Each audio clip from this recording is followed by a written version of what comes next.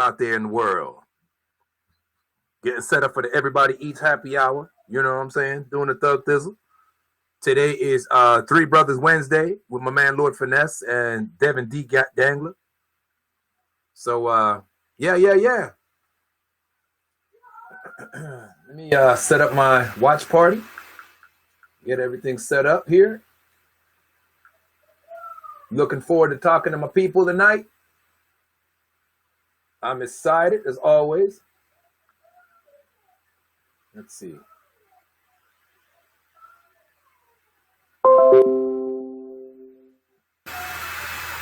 it is. Up and popping. Okay, here we go.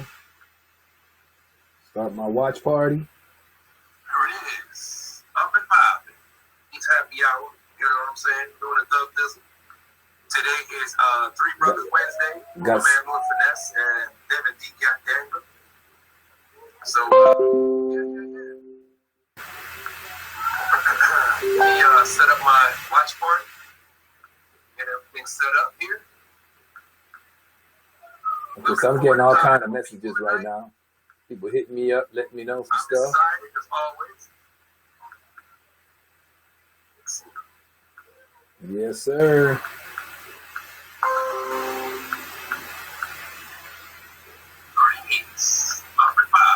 Here we go.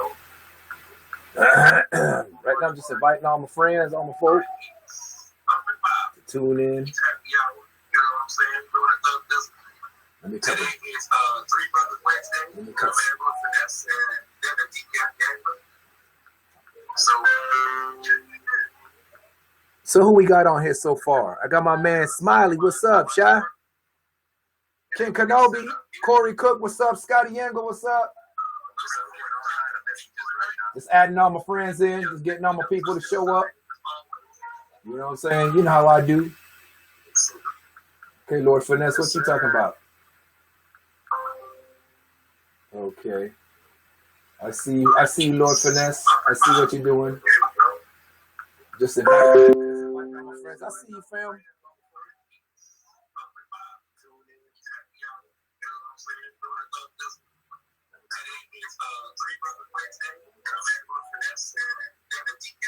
Where's my camera at? So who we got on here so far? I got my man Smiley. What's up, Shy? King Kenobi, Corey Cook. What's up, Scotty Yangle? What's up? Just adding all my friends in, getting all my people to show up. Trying to get all my folks in here, y'all. Trying to do it. Trying to get everything synced into, all in sync, synchronized, if you will. I see Lord Finesse. I see what you're doing. So I'm ready for this. I see you, fam.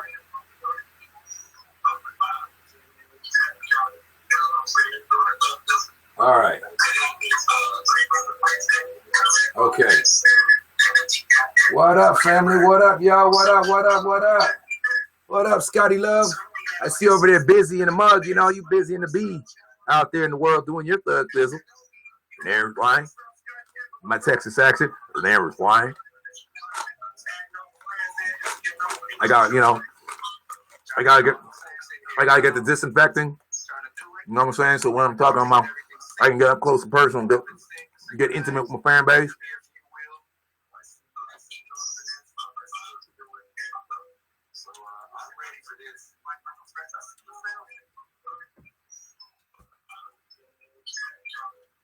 I can't see my picture. What's up with my camera?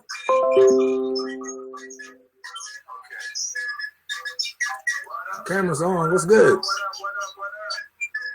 up, Scotty Love? I see you over there busy in the mug, you know, busy in the beach, out there in the world doing your Thug Thizzle.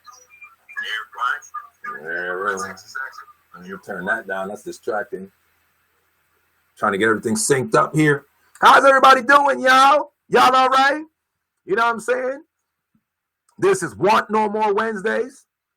If you work hard for everything you got, you should want no more. I mean, it's okay to want, but you know what I'm saying? Be happy with the things you have and always strive to work harder to get the things that you want. And then let those things become the thing you have, and then you want more. You know, it's always good to build and grow. What's up, Whitey? Courtney, I'm on White side, man. Another struggling but successful artist. And when I say struggling, I mean on the grind, hustling. People that's really out there doing the thing. They ain't got no cookies handed out to them. You know what I mean? Hard working, on the street, doing their thing. You know, making moves, making movements. Entrepreneurs. Y'all know who y'all are. Y'all know what it's all about. You know what I'm saying? So salute to my man over there, yo. AAE and all them, the whole crew out there, man. Shout out to all them cats out there doing their thing. Welcome to the Everybody Eats Happy Hour. Yeah, Finesse. I'm waiting on you, brother. Shout out to all my England people. These people is like, do y'all sleep? These people be like, listen, if y'all ask me to play Sensimilia one more motherfucking time, I'm gonna play it. I'll play it, but I really appreciate that. I can't be mad at my fan base out in Europe and shit. These people show me mad love. Where my American fan base at? Where y'all at? Shout out to my man Chris Red Turner, 2 Kangs, yo, representing. And the shit make a nigga look fit. You better ask somebody. That's right. You know what I'm saying? I'm out here just doing the thug thizzle, y'all. Appreciate the love, man. Shout out to all my people on Facebook, Instagram, YouTube, YouNow, LinkedIn, Tumblr, and Twitter. Also, my Facebook people over here on the other side, camera 3. And to all my people in England, Ireland, China, Ireland tonight. All right, cool. That's what's up. China, they're always there. My Philippines people. And listen, all you countries close to Russia. Listen, I'm just gonna say Russia. Is that okay? I mean, it's Denmark. Man, you guys are loyal, man. I love the following, all my international followings. I didn't even know I had this shit, man. Shout out to my girl J-Doc out in UK, London, England. You know what I'm saying? I really appreciate the love. I don't know what else to say. I mean, you know, she was my first British fan and friend. We've been friends for all of 6 years, going by 6 years. And she's been very supportive of my movement and everything. Bought stuff for my clothing line. Bought T-shirts when I first came out back in the days. So shout out to her, and then spread the movement over there and having people love me. So I guess, you know what? Fuck it. Let's do it. While we wait, let's put in that song Sensimilia for all my people. You know what I'm saying? I really appreciate the love. Hold up, where is it at? Oh shit, I'm in the wrong playlist. Let me get on my Everybody Eats playlist. There we go. All right, Sensimilia, yo. But first, we got to get the jingle. This is CRCN 74, the Everybody Eats station. Real good. Let me know.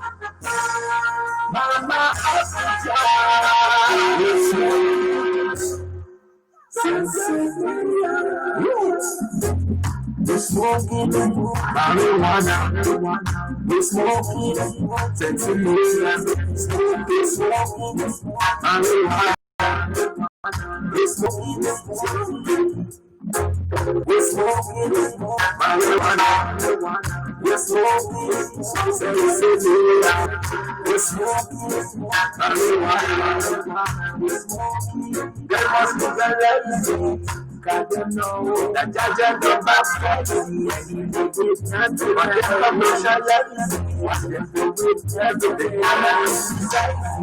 Until the money comes, don't chemicalize me.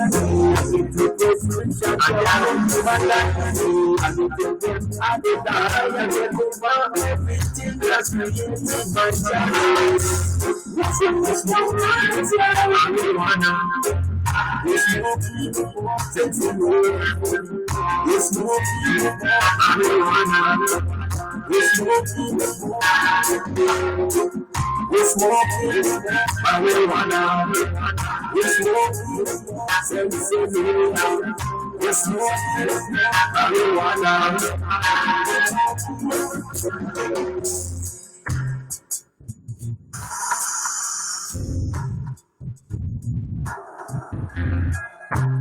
You know the righteousness, me a deal with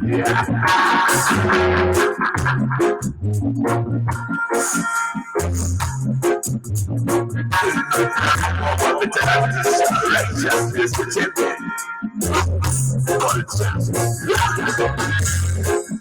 smoking marijuana. We're smoking, take some weed. We're smoking marijuana. We're smoking, we're smoking marijuana. We're smoking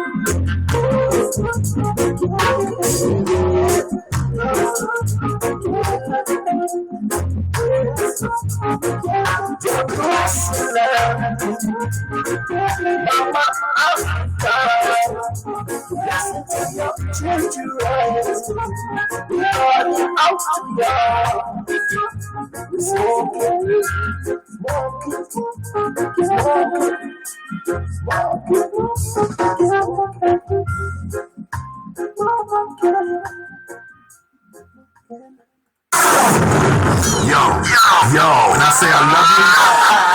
It ain't no funny shit. It means I see you. Bottom line,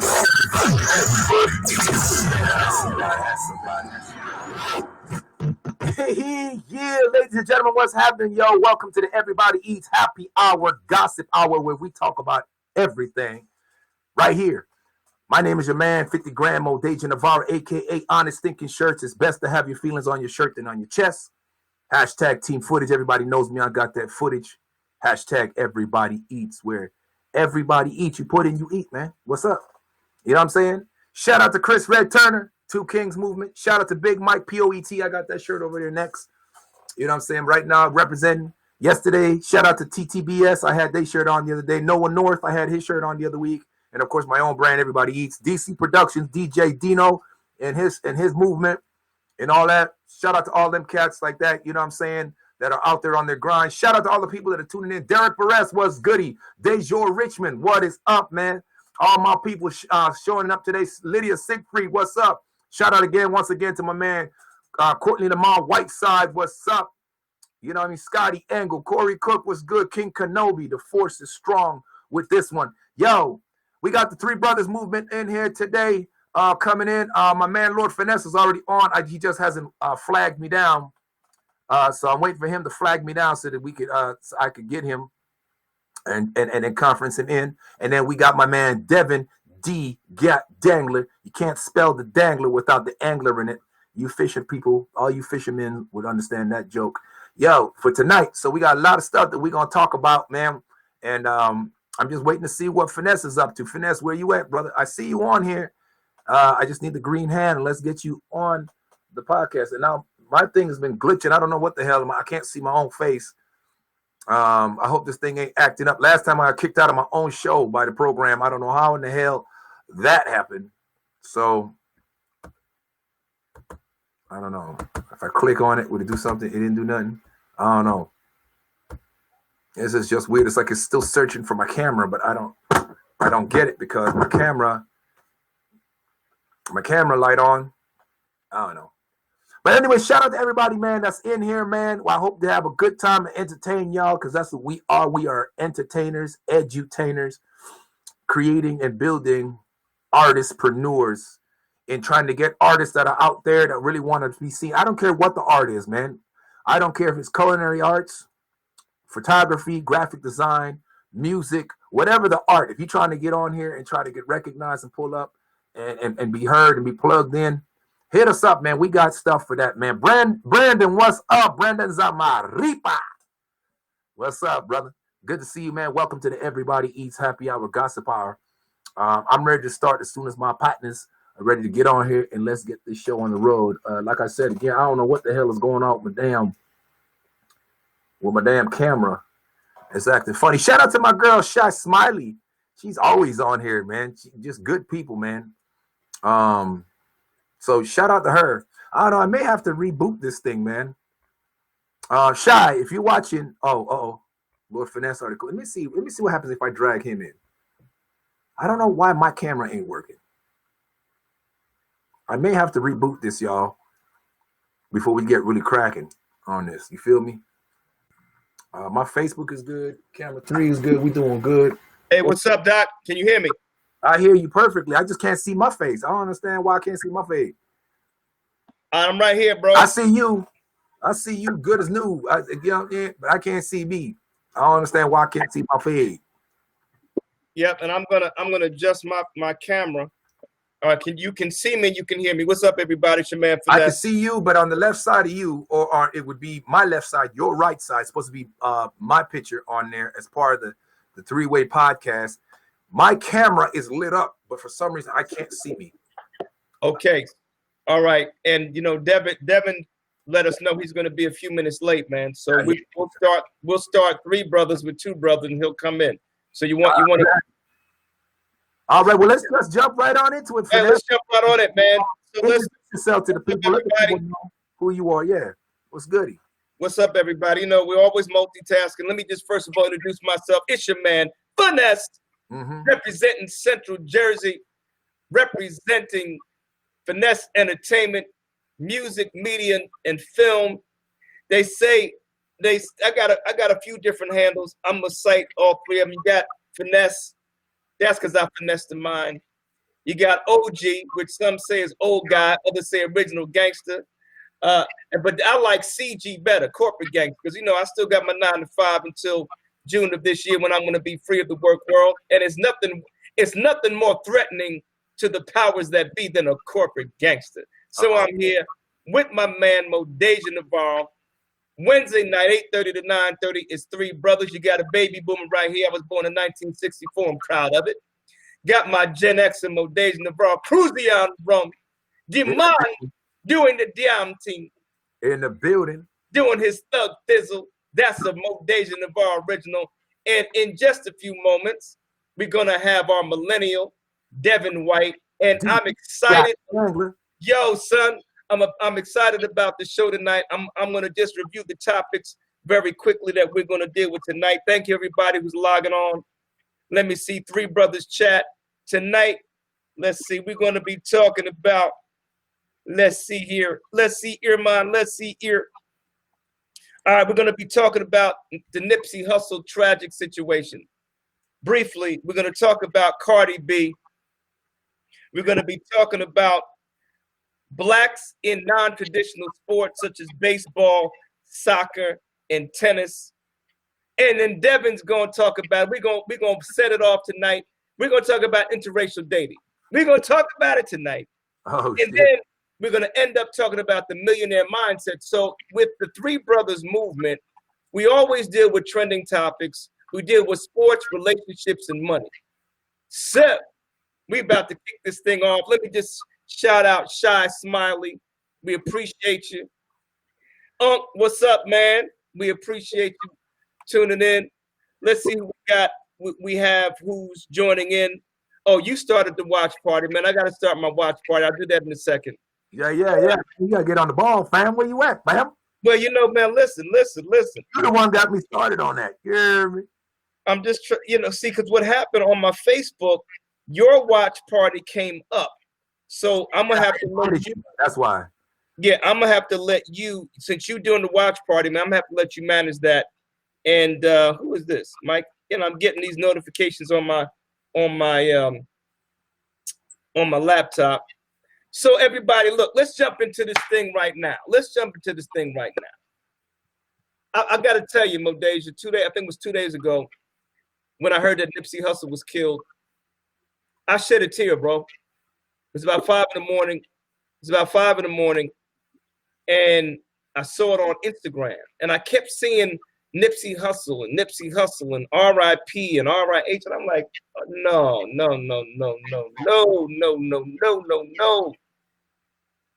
And I went on Google and I saw that he was tragically murdered, killed. And bro, I shed a tear. I'm going to tell you why I shed a tear.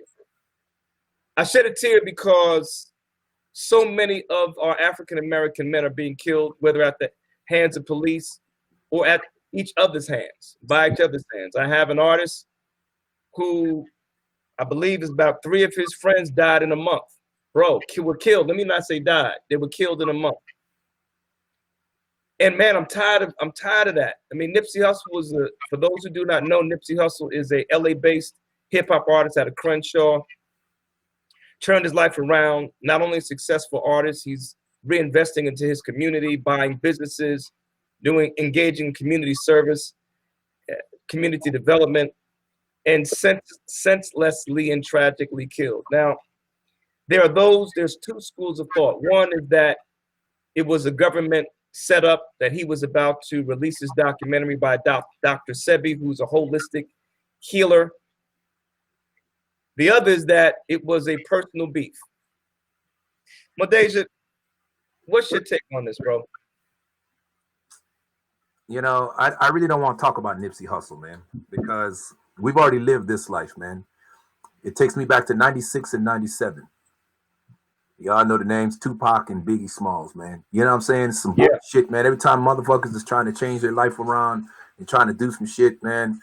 Listen, I don't know. Listen, the fact that he was set up and killed, or the way he got killed, the way he went out is sad. You know, it's fucked up. You know what I'm saying? What's up, Rachel Noel? Good to see you, man. And Rachel Noel, what's up? You know, it's fucked up how he died, man. You know what I'm saying? I feel bad for the critter and everything, but his troubles are over. But I don't know what's more. See, he's dead now, and now everybody's on this man's dick. Everybody's all, hey, man, Nipsey this, Nipsey that, Nipsey this. This is why I was talking about yesterday when I was saying, pay my respects while I'm here.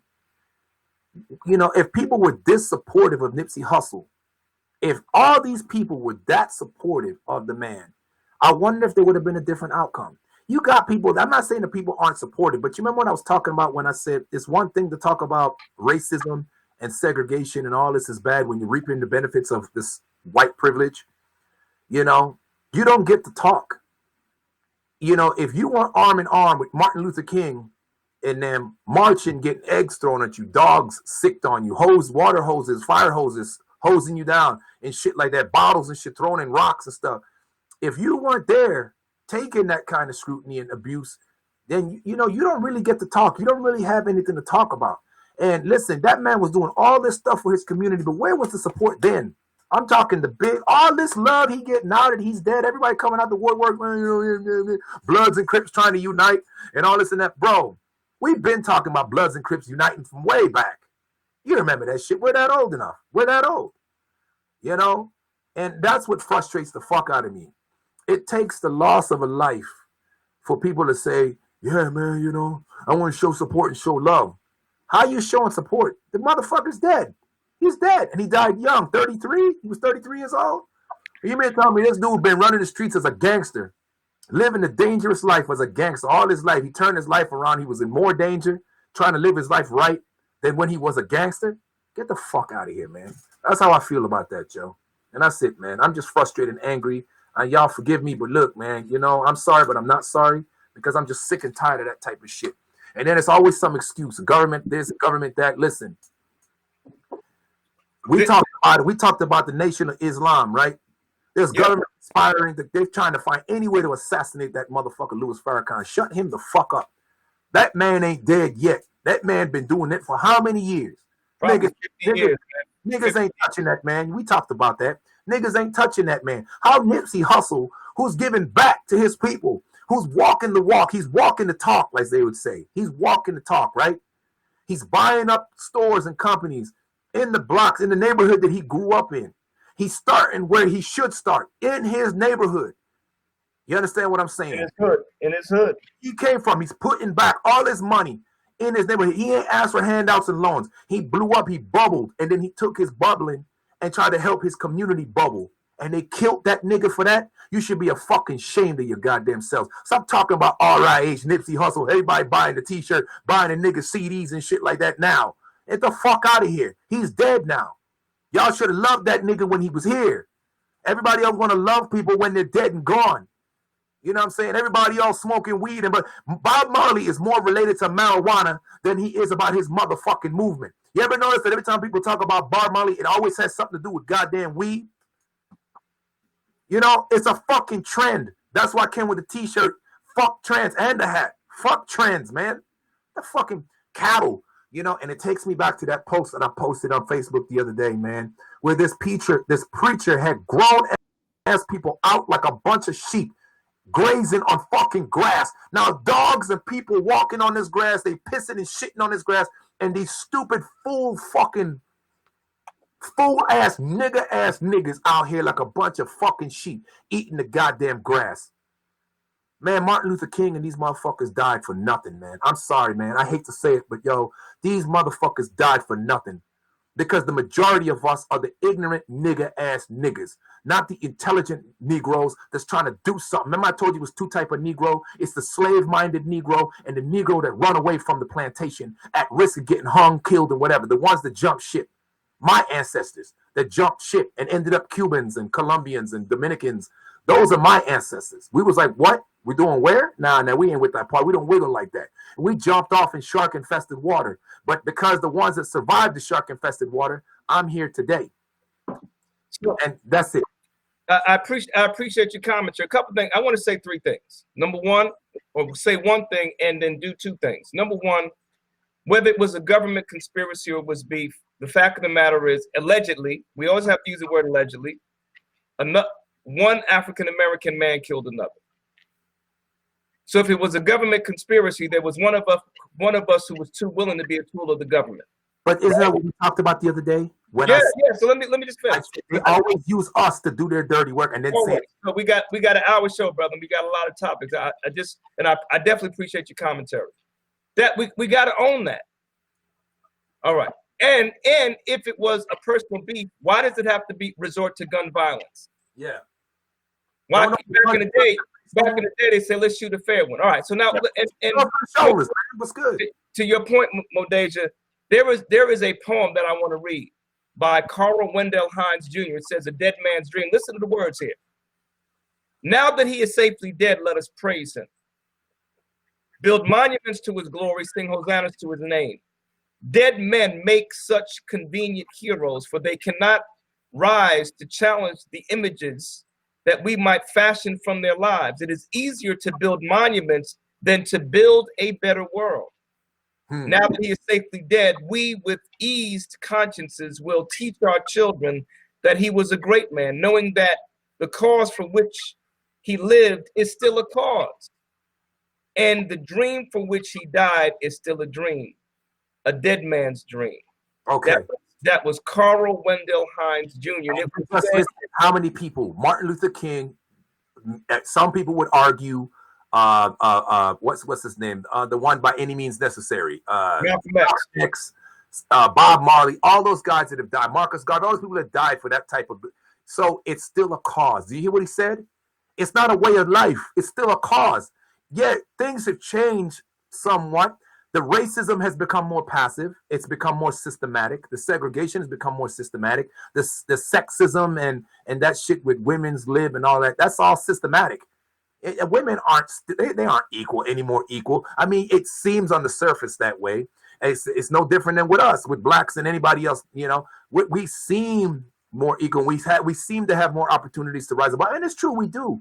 But see, that passive mentality is what, you know, it ain't what it was before. You're right. And what would he talk about? We talked about just because I have things, just because I'm not starving to death and I have a roof over my head doesn't mean that my life is where I want it to be. I can still want and aspire to be great because I have a sandwich to eat, so I'm set, I'm good. You know what I mean? So that, you know, they ain't hanging you off from trees or anything anymore. Yeah, they are. They're still finding bodies in the Pocono Mountains. Explain that shit. You know exactly. So, Modeja, let me jump in and take a quick station break. Everybody, look, you listen to the Three Brothers. The concept of Three Brothers is that you have a baby boomer, me, Finesse, CG, OG. You have a Gen X, and Modeja Navarro, Cruzion Rum. Everybody eats. And hopefully soon, he said he's going to be 10 minutes late. It's almost 8:44. We got Devin White, a millennial, 3 different perspectives from African-American men of color. We talk about trending topics, sports, relationships, and money. We're talking now about the tragic killing of Nipsey Hussle. So I want to say one more thing. We're going to move on to our next topic. I'm your man, Finesse. I'm here with my man, Modeja Navarro. Everybody eats happy hour. Gossip Hour podcast. We're broadcasting on YouNow, Facebook, and several other platforms. So Tupac's father, who was a revolutionary, created the code of thug life. I'm not going to go through all 25 of these tenets. I will say that it bears reading and it bears living. So what I want everybody to do, if you want to know more about this, just Google the 25 codes of thug life. Now, one of the things it says is this: crew leaders, you are responsible for the legal financial payment commitments to crew members. Your word must be your bond. Carjacking in the hood is against the code. Slinging to children, that means selling drugs to children, is against the code. Having, no slinging in schools. Snitches are out of here. The boys in blue don't run anything. We do. Control the hood. Make it safe for the squares. No sick slinging the pregnant sister. That's baby killing. And that's genocide. Last thing I'm going to say is this. 2 things. Civilians are not a target and should be spared. Harm to children will not be forgiven. Attacking someone's home where their family is known to reside must be altered or checked, and it goes on. Senseless brutality and rape must stop. Now, what does it say? Basically, when you've engaged in that life, that gangster life, there's still a code. There's still certain principles that need to be adhered to. So what I want to say is this: to the extent to which we respect what Nipsey Hussle was trying to do, let him not be a convenient hero now that he is, quote unquote, according to that poem, safely dead. Start with the man or the woman in the mirror. And if you want this world to change, as Mahatma Gandhi would say, be the change that you want to see. Next topic. Man, Cardi B, you said you wanted to talk about Cardi B tonight. Bro, Cardi B, tell us what's going on with Cardi B. I want to talk about Cardi B. Isn't that what you said? Nah, I don't want to talk about Cardi B. I thought you said it, but I'm sorry. I thought you said it offline. We was talking about something about drugging. We was talking about some personal shit, and I said like Cardi B. All right, cool. My bad, bro. My bad. Listen. We can move on. So man, listen. If you want to talk about it, go ahead. What do you? Nah, bro. I thought you did. Nah, we can move on. There's no problem. We talked about trending topics. Let's talk about a little sports, man. My son is a football player at 12 years old. He's already decided that he wants to be in the NFL. Already. I can't get him to play baseball. He laughed at me one time when I suggested he play baseball. He plays soccer, not to bring up race, in our complex. He's played soccer with his Hispanic friends because they're wedded to soccer. If I mentioned golf, he looked at me like I had 10 heads, and he probably wouldn't even pay attention if I mentioned tennis. What is this thing with us, man, that we are not attracted en masse to these, or at necessarily any level, to these non-traditional sports: baseball, soccer, golf, tennis. I mean, you have Tiger Woods, and he doesn't even consider himself as African American. He's a Cablinasian. Remember that back in about 10, 15 years ago? He's a Cablinasian. I ain't never heard of that in my life. You have the Williams sisters in tennis. I liked Ken Griffey Jr., man, back in the day. Did his thing for almost 20 years. But don't forget Darryl Strawberry and them cats. Yeah, bro. Yeah, Darryl Strawberry. His drug issues notwithstanding, man, he was just a phenom. 6'6". And then them guys wasn't using steroids then. No, bro, that was just straight. That was just straight physique. Athleticism. Yeah. So, what is it, man? How do we get more of our children to be interested in these non-traditional sports? And I'm gonna hit Devin up, man. It's almost 10 to 9. How do we get them involved, man? I have some thoughts. You got some thoughts? Before we, so you realize that people have commented on the last topic before. All right, we can go back, brother. Rachel Noel mentioned hypocrisy based on the stuff we talked about, I guess, with the killing, the useless killings and all the shit that's going on in the game, I guess. And then Uncle was saying he agreed the biggest thing is that we killing each other up like it's nothing, man. I mean, he was talking about the movement that you was talking about, I guess, with the rules. in the thug life rules, the honor amongst thieves, huh? Yes. Agreed. He's saying that it was sad how people are just, and then Shy sent an emoji, but I don't get what the emoji is. I can't really see what it is. And listen, and what up, Nemesis? Modeja, while you do this, I'm gonna give Devin a call, bro, and we just go, because this is part of what we're committed to doing. So I'm gonna handle the show for me, and I'm just gonna turn my volume down, and hopefully nobody will hear what I'm saying. So that's what's up, man. So shout out to Chris Nemesis Harris. What's up, Nemesis? What up, Ben Morongo? What's up, everybody? Yeah, man, we was talking about tragic death of Nipsey Hussle and all that. I find it just pissed me off. I mean, I'm saddened, but I'm more angered by the situation, man. When are the excuses gonna stop? You know what I mean? There's always some bullshit why somebody gets killed. But the thing that hurts me more is why are all these people more supportive of people when they die than when they're alive? And we talked about how long before you get on, bro? Pay your respects while I'm here. Pay your respects. Pay me my respects while I'm here. You know what I mean? That takes us. All right, I tell you what. You'll be on in enough time to just probably give you a closing piece. Not a problem. We'll carry on. Peace. My thing is we have this way of thinking that if we say all these wonderful things at somebody's funeral, they're gonna get up out the box and give us a big ass hug and be like, and give us that validation. And I think that's fucked up. You know what I mean? Why wait till somebody's dead and then want to give them the validation and give them the respect and the honor that they deserve? Martin Luther King died. He wasn't nothing until after he died. I mean, he was something to those who really followed him. The people that really followed Nipsey Hussle, that's their loss. We talk about a loss, but we wasn't really following that man like that. We wasn't really supporting that man like that, giving into his cause and doing all that. Now he's a trend. Now he's trending. So everybody want to chime in. Everybody want to do paintings and pictures of him and do all this and that, man. Yo, that shit is phony, man. And I hate that type of shit. I think Modeja, the truest testimony, if you will, or way to honor his life is for those who do, right, is to live out what he stood for. I mean, for me, that's what I'm talking about. You feel me? For me, bro, and for you, I think I speak for both of us. Activism is something that I've been part of for the past 30 years since I was in college. And I'm a student. I was in college in the 80s, bro.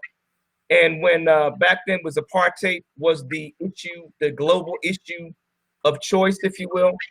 And there was a very conservative, I'll just go through the quick version of it. There was a very conservative newspaper called the Dartmouth Review. I went to Dartmouth undergrad, and we had constructed shanty towns to dramatize apartheid. They destroyed them in the middle of the night. And in response, myself and a lot of other students stormed our administration building, held a sit-in, man. We actually locked it down. And I had to make a decision about 24 hours in. We developed a list of demands, and I was one of the spokespersons. And I had to make a decision because the administration said, well, if y'all don't vacate the administration building, you are doing this illegally. We're going to arrest you. So I decided, man, I said, all right, now I made my statement. I took a stand. Do I want to get arrested and jeopardize my graduation, or do I want to graduate and devote my life in part to activism? And I chose the latter. So, I've read Frantz Fanon. I've read Manning Marable. I've read all the Che Guevara, all the revolutionary thinkers. And it's about activism, man. Living for the sake of others, living to make sure that other people who are less fortunate have what they need. I think, Modeja, you do this for artists, and you've done it, and it's caused you pain. Everybody eats, and I'm not gonna tell you a story, but I know that you've been committed to the cause, bro, of our freedom, of exposing artists, independent artists. So look, we're doing the work of Nipsey Hussle. God rest his soul, man. So that's all I gotta say about that, bro. So it looks like Rachel Noel wants to talk about Cardi B. So Rachel Noel, what do you want to talk about Cardi B? Tell us, man. Hit us up in the comments. What's up? What's good? And listen. And I can add you to I can conference you in if you have a YouNow. And I just talked to Devin, bro. He's not gonna be on until almost 9:15. So we'll let he'll give his piece at the end. Devin's deal, no problem. So we keep it moving, bro. You know how we do. So the third brother will be on everybody about 9:15. Until then, Modasia. 9:15 your time or 9:15 my time? Yeah, 9:15 Eastern time, 8:15 Central time, because you know we're hour apart. So Right. Rachel Noel, while you are commenting, is she on YouNow or Facebook? She's on Facebook. And, Okay. I don't know if she has a YouNow account. If she sets up one, she can get on to YouNow and conference in. We'd love to hear a female point of view on Cardi B. My thing with Cardi B is I'm just disgusted with the types of people that are making it as what we call artists in the game. I'm not saying that nobody can't have a shot at something, but damn, you know, some things just, you know, keep to yourself. Like, listen, we don't need to know that you were, you know, I mean, she's not ashamed of her life, but even if you're not ashamed, some things the world don't need to know all your shit. Like, we don't know that I mean, drugging people and robbing them and all that. You could have kept that to yourself. I guess I get the game. I get the struggle. I get the hustle. I get, you know, people are opportunistic and whatever. But damn, you know what I mean? That's not something that will help your name, your brand. That's something that unless you're pushing a different type of brand, you know. So did Rachel Noel comment yet? She did. She said she comes out and has this video talking about drugging and robbing men, and people are backing her up saying it was a long time ago, etc., etc., etc. And what's crazy is I have seen a lot of women say this. Let's see. I have seen a lot of women say this, talking about she had to do what she had to do to survive. If this was flipped, all hell would break loose. Talking about lock the man up. Well, I mean, Bill Cosby. There it is. Let's talk about that. So did Bill Cosby have to do what he had to do to survive, to make it? I mean, there's no evidence that he drugged. There's just hearsay and people saying and coming forward, he raped me, he this and that 50 years later. That's the evidence we have. Yeah, but there's no evidence that he actually drugged and raped people. Right. We all her name is Rachel Noel. Rachel, good stuff. Rachel Noel, thank you so much for your comment. It's interesting how it's so interesting that we sometimes create a double standard. So, for example, there are conservatives who are pro-life before baby's born, but pro-death afterwards. That's a double standard. So there's some of the same conservatives who rage against pro-choice. You're also pro-death penalty. So either you're pro-life or you're not. All right. Rachel says exactly, double standards. Rachel, we appreciate and respect your commentary. So here's the thing. And listen to me, I've been even more careful the way in which I deal with women in the workplace because of the Me Too movement. And I've never in my life been accused of being inappropriate with a woman, ever. Okay, you Google my name, Michael D. Teague. Ain't no shit gonna come up like that. I'm just trying to tell you. So that, I see Devin's in. So that said, and I respect the fact that the founder of the Me Too movement is an African-American woman. Now, I haven't followed this Cardi B story, just hearing about it briefly. I will say that if the allegations are true, then she needs to be held to the same standard as a Bill Cosby or Harvey Weinstein and a Kevin Spacey. See what I'm saying? Mm-hmm. So ladies, if you're defending Cardi B or you know someone who is, ask them, why is it a double standard? You see? Exactly. Right. So it's going back and forth. I'm checking out the comments. So we have a Miss Berry Swirl. What's up, Miss Berry Swirl? Yes, What's up, Swirl? What's up, Devin White? I saw you on. She said, Alfred Kelly. Yeah. What's up, Smiley? We appreciate you. So I'm doing another station break in a minute. Clout chasing. That's what I heard about the whole Nipsey Hussle thing. People are using his death to bubble, man, to get their plug in, to try to shine. That's what people do, and it's so fucked up. It's so wrong, man. That's why I didn't want to talk about his death. That's why when I was talking about it briefly the other day, I never mentioned his name. I was like, I remember that. I didn't want to get into it because of that. People are using their thing to get their name out there to look cool, bro. To look cool. Somebody just got fucking slaughtered. And you know what I'm saying? And what was it? He was shot up. He lived. He survived the initial assault. And then the guy came back and then shot him in the head and then kicked him in the head and then left and came back and kept fucking with him, then finally left. How the fuck does that happen if that's even true? It's, come on, man. It's just disgusting. And where's all his people at? Where's all his niggas at? Not no hail of gunfire, no war back and forth. This man just walks up, does what he has to do, keeps going back and forth, and then finally leaves. I think Miss Berry Squirrel is right, man. People are using this man's name to boost their own, bro. And that's fucked. And that's why I didn't want to talk about that, man. Yeah, Rachel Noel made a long comment. Chris Nemesis Harris, what's good, brother? I like this. Yeah, and Rachel Noel, you're right, double standards. And listen, thank you. And again, we got to be, listen, at the end of the day, I think we lose credibility when we're not consistent. We lose credibility. And listen, I'm going to tell you, and this is on the positive side. The thing is, when Bodak Yellow, I must have listened to Bodak Yellow 100 times. And I know Cardi B's story in terms of what's public. She was an exotic dancer. She blew up on Instagram, kind of provoking and being controversial. She was on Love and Hip Hop, and because I that was my guilty pleasure about 5 years ago. Then I kind of got away from it. Yeah, man. Who didn't like? What's his name? Sleezo and what's his name? You know what I'm saying? And all of that. Yeah, Sleezo. That was what's his name? The dude that put his mouth funny. The dude that had the little thick ass Puerto Rican girl. That was Sleezo.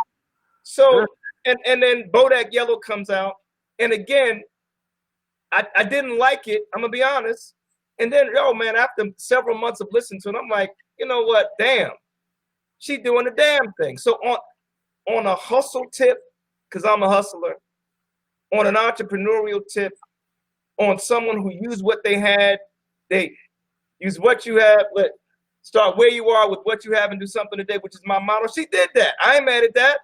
I'm not mad at that. That's game recognized game. We can't game recognized game. Now, on the other hand, if you drugged and robbed men, you raping and robbing niggas? Exactly. See, so to me, one can't wear that as a badge of honor. While other people's livelihoods and all the stuff that they built up is being destroyed. Listen, like anybody else. Mo Dage and I are on the road to being billionaires. I'm just gonna put it out there. I speak it every day. If in 20 years I'm a billionaire, one of the few. Mo Dage is a billionaire, one of the few African-American male billionaires, not only in America, in the world. And I've never done it, but if I came out and talked about I drugged, robbed, and raped women, they would fucking crucify me. Trust me. Man. And I ain't Jesus. Exactly. You feel me? Just the allegation would be enough for my crucifixion. So all I gotta say is, allegedly, if these stories are true, then Cardi B would need to be held to the same standard as anybody else. Yeah, you don't get to floss and walk around scot-free. You drugging up people and raping people and robbing them and shit, my nigga. That's premeditated, man. You knew, you went in there gearing for business. You knew what you was gonna do. You understand what I'm saying? She did what she had to do. Are you fucking kidding me? I hate that excuse, man. You know, yeah. I grew up a couple years in Vegas. I lived in Las Vegas, Nevada, up there. Shout out Summerlin, northwest side of Vegas, man. You better ask somebody. Great times out there. And I'm gonna tell you right now, man. I met a lot of strippers. You know, I'm doing this to pay for college. Well, college was paid for 2 years ago with all the money that they was making, but they couldn't get easy, good money. Yo, hey, Bodasia, it's like Donald Trump. Check this, my brother. It's like Donald Trump in the audit of his taxes. Yo, man, you've been in office damn near 3 years. How the fuck your shit is still under audit? Get the fuck out of here, man. Yo, son, I like that, Bodasia. I like that. You like, Bodasia, you know, like. I gotta take care of my children. I gotta pay my college. And let me just say this, ladies. Let me say this. I am the classic liberal. If it's not hurting me, let me just say this for the record. If what anybody does is not hurting me, do your thing. I mean, we're not judging. We're not there to talk about that. I'm you to rub your titties in my face and rub your booty on my dick and make me fantasize about fucking you. In some cases, I got lucky and fucked a bunch of them too. I ain't ashamed. I don't give a fuck. Judge me. I judge myself. Judge me. Oh yeah, he says. Crazy Horse 2 is my favorite place. Modasia, 1 sec. Okay, so Unc said we're cutting out. Unc, is it me or Modasia? Hold on. Now somebody's commenting, Shy Smiley. I don't like people getting killed, they scared. For me, it's better to talk it out, fight, box it out. I agree. Man, with that. Back in the day, it would be like, let's shoot a fair one. And then who we got here too? Miss Berry Swirl. Nobody is worried about bringing up our culture, only tearing it down. I agree. So I just think, it was me. All right, am I better now, Unc? Let me know, bro. We got 6 viewers. So what were we talking about, bro? Because I'm responding to people. What did you just say? We were just talking about the whole double standard with the strippers talking about, I gotta pay my way, and they was already paid for 2 years ago. Yeah. So listen, and I don't judge. I listened about 25 years ago, bro. The only way I relieved my stress was going to the strip club. I think, yo, man, those. I relieve stress. You know what I'm saying? Listen, it was $5 a song where I was going. And it's more than that. The $20 is Vegas, bro. You was in Vegas. I mean, come on. But that sex is legal. You know, selling sex is legal in Vegas, if I remember right. If I'm correct. So the shorter list is what's not legal in Vegas. That's the shorter list. Exactly. It is only a really short list of what's not legal. Crazy Horse 2 was responsible for why I couldn't remember where I put my rent at. I'm sitting there looking for my damn rent. Where my rent at? That Crazy goddamn Horse 2. That's where my rent was at, paying for these bitches' colleges that was already paid for 2 years ago. Yeah, so basically what you saying is this. What you saying? Devin White, where are you at, bro? Keep it real. Yeah, just keep it real, right? Ladies, if college was paid for 2 years ago and you just happen to like dancing, keep that. Ain't nothing wrong with it. I'm down there dancing. Right. There's no shame in it. I mean, listen, I'm just keeping it real. You're providing entertainment. I don't know why people judge it. Yeah. Women who judge it probably don't have the bodies to be able to do it. And men who judge it are hypocritical because they probably sneaking to the strip club and getting a lap dance on the down low. Fuck that shit. So outside of the three brothers, only 2 brothers right now. Come on, Devin. 3 brothers. Let me give you a break, man. It's 9:07. So listen, everybody, you're watching the 3 Brothers movement. It is 3 African American men. We only got 2 right now. Myself, Finesse, OG, CG. CG means corporate gangster. Got my man. I'm a baby boomer. People tell me I don't look it, I don't feel it. I got my man. We got my man here, Modeja Navarro, and Gen Xer, OG2, and then Devin White, who's our millennial. Had some things he had to take care of, and he'll be on shortly, hopefully. I want to just give a quick shout out toward the end of the show, like the last 5 minutes. Devin is going to give what is called Devin's Deal, his take on the events of the day. So Modeja, it's 9:08, man. We kind of touched on non-traditional sports. I mean, for me, I think this society has acculturated African Americans, in particular males, to look at basketball and football. And they're not the only sports, professional sports. And they are not the only viable professional sports. I'm the parent of a 12-year-old. He's been playing like 3 years of flag. This is coming up his 3rd year of tackle football. I'm concerned about head injuries. He became the starting quarterback the 3rd game of this past season. And I'm proud of that. That said, I always think about head injuries in football. He's already had at least 2 injuries, and he's only 12. You see what I'm saying? And my son 13 suffered a severe trauma, and he has narcolepsy now because of it. Severe blow to the front of the head caused it to happen. So he's like, he's still playing the sports though, man. Bless that child. I wish I could see him. His mom's still trying to prove points. Those baby mothers that keep their kids from their dads to prove a point, but nobody ever knows what that fucking point is. It never gets there. It never gets to the point. So what I'd like to do, Modeja, my ex-wife and I want to mention this. This is not one of our chosen topics, but Modeja and I vibe. We vibe really well, and I appreciate that about him. I was talking to my ex-wife, Modeja, after a few months of just kind of processing some things, she's willing to come on the show to talk about being exes in parenting. I have an ex-wife, and I made some mistakes in the marriage that I know damaged our marriage, if not cost me the marriage. However, I believe I'm an excellent father. She said I'm an excellent father. We work together well for the sake of our son. And let me just say this to anybody who's parenting. You have an ex-husband, ex-wife, child's father, child's mother. I want to steer away from the term baby daddy. That's so demeaning. That said, as adults, we move on, right? We find somebody else, we find love again. We may have other children. And when we don't get along, the children ultimately suffer. It's a fact. I'm glad. Let me just say this to everybody. I'm glad I'm not a single parent. I parent Mike all the time. He's with me 1 week, he's with his mom 1 week. Mike's going through some things in school. And Modej, you know, he's grieving the loss of the death of one of his classmates. Yo, I am glad. Yes, Miss Berry, I appreciate you becoming my fan. And I'm a fan you too in just a moment. Yo, let me tell y'all something. I'm keeping this shit real. I'm glad that I don't have to parent by myself, because inevitably single parents without the what's the word? The counterbalancing of another one inevitably overcompensate.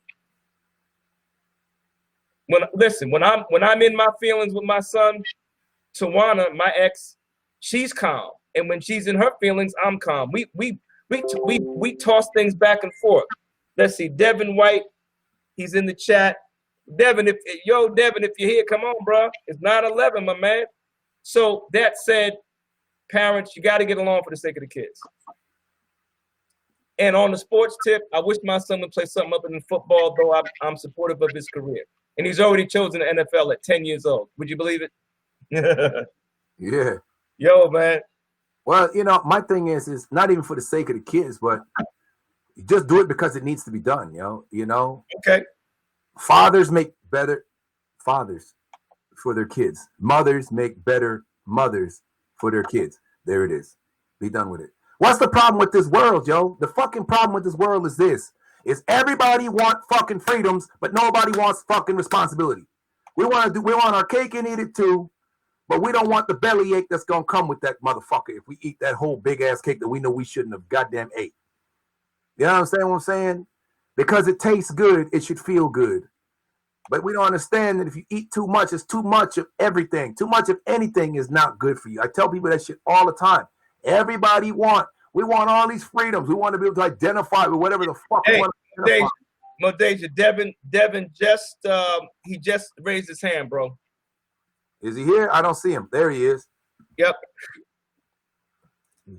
He got a dangler. Okay, good night, son. Love you. Gentlemen, I apologize for my lateness. Devin, what's up, man? How's everybody doing today? All right, so bro, we're doing all right. I like you sound very clear. So Devin, listen, we have 18 minutes left for the show. So this topic that I saw you're live about, we've already talked about Nipsey Hussle. We've already talked about Cardi B. We talked about blacks in non-traditional sports. Most African-American males in particular are football and basketball. What about tennis? What about baseball? What about soccer? But what I want to focus on with you, my brother, thank you for coming on, is interracial dating, bro. You had a very controversial live, and I want everybody to get each of our perspectives on this phenomenon called interracial dating. So go ahead, bro. Wow, man. Shoo-wee, that's a good one. Wait. Devin, once we jump on, it's on and popping. The camera's on. You did a whole lot about it. Interracial dating. Jump on in, bro. Well, let's talk about interracial dating, the do's and don'ts. I don't think there's really nothing that we can I never really understood the hatred behind it, right? You know, I never really understood the fact that that it was wrong for couples to mix. You know what I'm saying? Hey, Hannah, don't worry about it. I never understood that, because it's like if we come together and put all our races and stuff aside and our I guess our ignorance mostly aside, you know, then we could be great. You know what I'm saying? And you have to think there's certain characteristics that white people have and black people have and all cultures have, and what that makes, I won't say perfect babies, but you know, we make some pretty awesome babies. Interracial babies are beautiful. You know, I know from personal experience, I dated one girl, and her daddy told her that if she talked to me, that he was going to take her out of the will. So she actually did talk to me after all that, and she did, you know, but her daddy forgave her and all that other jazz. But I never really understood the meaning why of the fact that, you know, me being me, you know, a black person, that it would be enough to say, hey, I don't want my daughter talking to you. Not the fact that I'm a criminal, not the fact that, or if I was a criminal, or if I was a thug, or if I was a gangbanger, or a drug dealer, or alcoholic, or whatever else the case is, but just because simply the fact that I was black, you know, and for me that always bugs me. That always got into my skin because it felt like I was like, dang, like, man, you're a beautiful young lady. I said, if man, if only I was white, I was just stuff like that. If only I was white, if only I could, whiten my skin or something like that. Maybe your dad would like me. Then I just like I stopped talking to those kind of girls. And is that wrong? Yeah, of course it is. But it's like I want my family. I want a big family to be connected one day. You know what I'm saying? I don't want to have, to go over to grandpa's house and grandpa's staring at me all crazy after me and he got grandkids and stuff now, Like I say, if you can't love the grandkids, you can't love me. You know what I'm saying? I won't bring you around my kids if I got with his daughter or whatever, you know what I'm saying? So wow. So Devin, I appreciate your perspective. And the reason I so resonate with this three brothers concept is that I think generations have different perceptions. Mm-hmm. And I couldn't, I'm gonna be honest, bro, I couldn't wait for you to come on. I couldn't wait for this topic. So Modeja, you wanna give some feedback, or you want me to give some feedback? Listen, I don't give a fuck what ignorant white people think. I'm saying we need to fuck more white women and get them pregnant. We need to knock up more of these motherfucking white bitches, get more peanut butter babies made. I said it last week. I'm saying it yesterday. I said it a couple of weeks ago. I'm saying it again. I'm done. I'm done, y'all. Wait. Then pregnant. I'm done. I'm so sick of racism, dude. Fuck racism, man. Fuck these racist, redneck, bigoted, hating fucking motherfucker. Because I'm going to tell you something. Before racism happened, you poor hillbilly snaggletooth fucking your own second cousin twice removed ass motherfuckers was just as nigger as we were. Then what happened is when we started to band together, the powers that be got wise and said, hey, listen, we'll delegate a little bit of authority to you and put in your head, gas your head up that you're better than these darkies motherfuckers. And then you can govern these motherfuckers. And then now you got a chip on your shoulder thinking that you better than us because these fuckers put that bullshit in your head. We was friends a while ago. Then all of a sudden, because when it was all against us and we had a common enemy, we was all friends. Then when they give you a little authority over us, now you think you better than us. We're all kind of niggers and fucking porch monkeys and ghosts and spooks. You fucking fool-ass, ignorant-ass motherfuckers. Fuck more white people. I want to see more fucking black sisters with these white boys. I want to see more black men with these white girls. I want more peanut butter babies. I'm so fucking sick of this shit. I've seen it with my own eyes. They hate the daddy, but they love that peanut butter brown baby with them hazel eyes and the pretty curly hair and that brown orange peanut butter skin, all those muscles, all that natural athleticism before they even picked up a baseball. You see these kids already, grandparents already retiring. Get the fuck out of here, man. I'm done with that. Monkey Freak, MUKKET Freak, thank you for logging on. Let's see. Modeja, you're hosting a watch party, man. So while you shout out some people, let me just say this is Three Brothers, part of Everybody Eats podcast, happy hour, gossip hour, every Wednesday night from 8:30 to 9:30. I'm here with my man, Modeja Navarro, Cruzion Rum. I'm here with my man, Devin White. I'm your man, Finesse. 3 generations, all African-American men, talking about sports, relationships, trending topics, and money. We're talking about interracial dating. So I'm going to weigh in. Number one, I don't judge who anybody loves. I think we can find love with any race. I've dated white women. My mother taught me they're good and bad in all races. I've had sex with white women. Good sex. I ain't lying. Debbie, don't get embarrassed. You had sex with white women, right? I ain't trying to blow up your spot.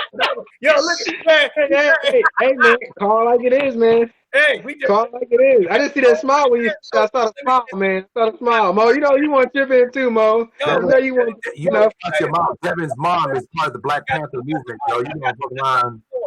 I got the floor. Let me say what I gotta say, and I appreciate everybody's input. Sometimes, the rumor is that white women are more freaky than black women. I've had sex with more I've had sex with more black women than white women. And every relationship of consequence I've had has been with black women. Listen, you treat a black woman right, you touch her right, you do her right, you will bring out the fucking freak. Okay, I just want to say that for the record. So all the white women out there, listen, respect to y'all. All my sisters, respect to you. Now let me give the OG perspective. It's not the definitive word. It's just my perspective. We always have to look at the societal overlay. The societal overlay is one of racism and oppression. Although it's been hypocritical, because ever since we've been slaves on these shores, white men have been creeping down to the slave house and fucking on women against their will. Let's put that out there. So there's been is it misogyny? Not misogyny. Miscegenation, I think that's the word, that it was illegal back during slavery. Yeah, it was illegal on paper, but it was very legal if the white man decided he wanted that black slave. Okay, just putting it out there, y'all. You're right. Okay, so now watch this. This is just my opinion. I've been successful all my life. I'm about to have financial success. For me, Michael D. Teague, aka Finesse, aka OG, aka CG Corporate Gangster, to me it sends a wrong message that when I achieve financial success / wealth, that I got Becky on my arm. For me, I can't do that. And I thought about it, but I can't do that. I can't, and I don't know that I'll ever get married again, but if when I'm out with my ride or die, after I've gone through all these years and I finally achieve financial success, I can't have Becky on my arm, because what it says to me symbolically is that my sister, I've quote unquote made it, and you're not good enough, and I can't deliver that message to my sisters. I can't do it. Well, me, if I get rich, I'll fuck whoever the fuck I want to and have whoever the fuck I want to on my arm. I love my sisters, man. I'm like Tupac, the blacker the berry, the sweeter the juice. Yes, sir. I too have delved in. Obviously, I got a peanut butter child that I'm fighting over, that his bitch ass mother is, they say, yo, you shouldn't bash the mother. Listen, I've been fighting this ignorant bitch for over 10 years, for over 13 years, in fact. If we haven't resolved whatever the issue is by now, she ain't finna resolve shit. She's just being a fucking hateful, evil ass bitch trying to prove a point that's not been made up to now. You kept the child and you still fucking with me. You've done everything, you got everything you wanted, you still fuck with me. All that said and all that aside, you know what I'm saying? They're scandalous in every race, and I don't give a fuck what nobody say. If I'm happy with a white bitch after I've made it, then I'm gonna chill with a white bitch. If I want a Puerto Rican bitch, after I've made it, I'm gonna chill with a Puerto Rican bitch. See, that's just shit that people say to keep people from being happy and getting what they want. Listen, if that's what I want, that's what I want. You know, that's like my partner, and I love my man Buddy, man. His name is Buddy. I love Buddy, man. He told me that, people have to challenge other people's opinions. And I said, for you to say that you have to challenge people's opinions is the same as saying that they're not entitled to them. You don't have to challenge. Just because you don't agree with somebody's opinion doesn't mean you have to challenge it. Just state your piece. Just say you don't agree and state why. State why. But to challenge my opinion, that's not respectful. Go ahead. Let me chime in and say something real quick. Yeah, chime in. This is good. I like this. Notice 3 different generations, 3 different opinions. Go ahead, Devin. So I agree. I agree with kind of I agree with you, Mo. Finesse, I'm with Mo on this one, man. Like, whatever makes you happy. You know what I'm saying? Like, if it's a white girl makes you happy, to be with a white girl. If a black girl makes you happy, be with a black girl. But the thing that we need to avoid all in all is listening to the stereotypes, okay? Because this is the number one problem for me as a black male is combating the stereotypes. And you guys know exactly what I mean. For everybody that's not a black person, let me explain. So, growing up black, I had to know that I wasn't just only a human, but I was a black human at that. So being saw and seeing history, knowing that I'm not worth or valued as a white male or as a Latino male or as any other color, I had to understand that I'm at the bottom of the totem pole. Now, when people like to hear that or not, it's the truth. If you look at history on how they treated us, we didn't get our rights, we didn't get none of this, we were slaves. All this stuff happened. And then when we did get our success, it was taken from us, okay? Understand. Now, so whenever we start hearing these stereotypes, we start believing them. Okay? And it's getting so crazy that the fact that white people are starting to believe black people stereotypes. Let me explain. What do I mean, Devin? Let me tell you. So at my school, I give campus tours. Okay. Now we had a group of third graders coming there last time. This is third grade. There were some black kids. There were some white, mostly white kids in Kentucky. But everybody wanted to be a rapper. Everybody wanted to be a rapper.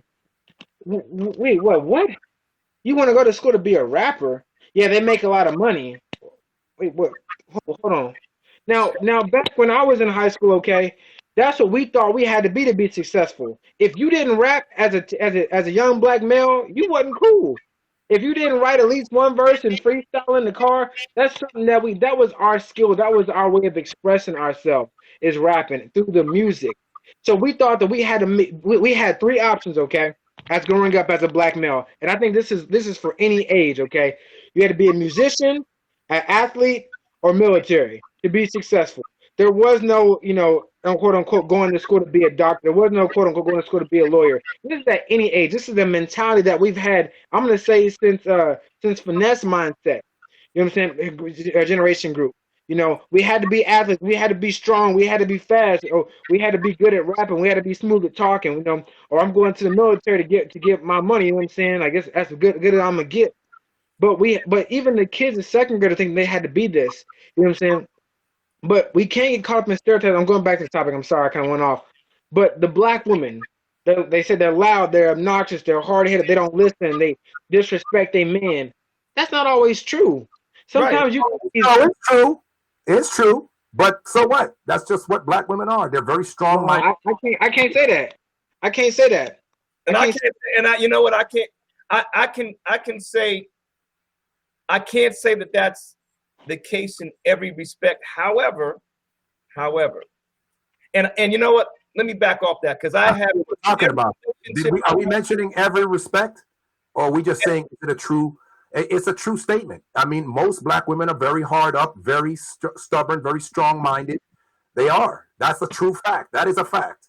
Are we talking about everything? But see, that's what I'm saying. There's that being politically correct thing again. Where you gotta always explain make your statement, and then just people understand that it's not we understand it's not all white people. Do we have to keep saying that? We do. Yes, we do. Because I'm gonna tell you what's gonna happen. Because we're on a platform, and whatever we say goes. So just like, please tell me you know who Bill O'Reilly is, right?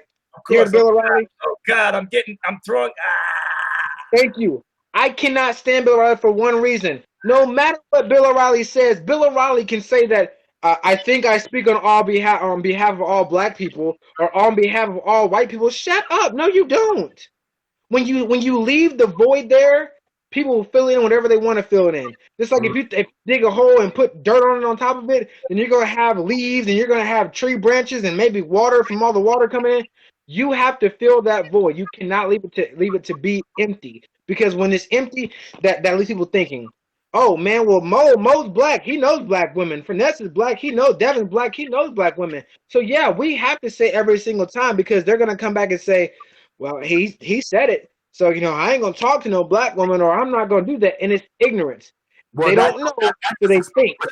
That explains what you said right there. It's ignorance, and it's always people are always passing the buck. That's why we're still arguing about the same shit we've been arguing about 100 years ago.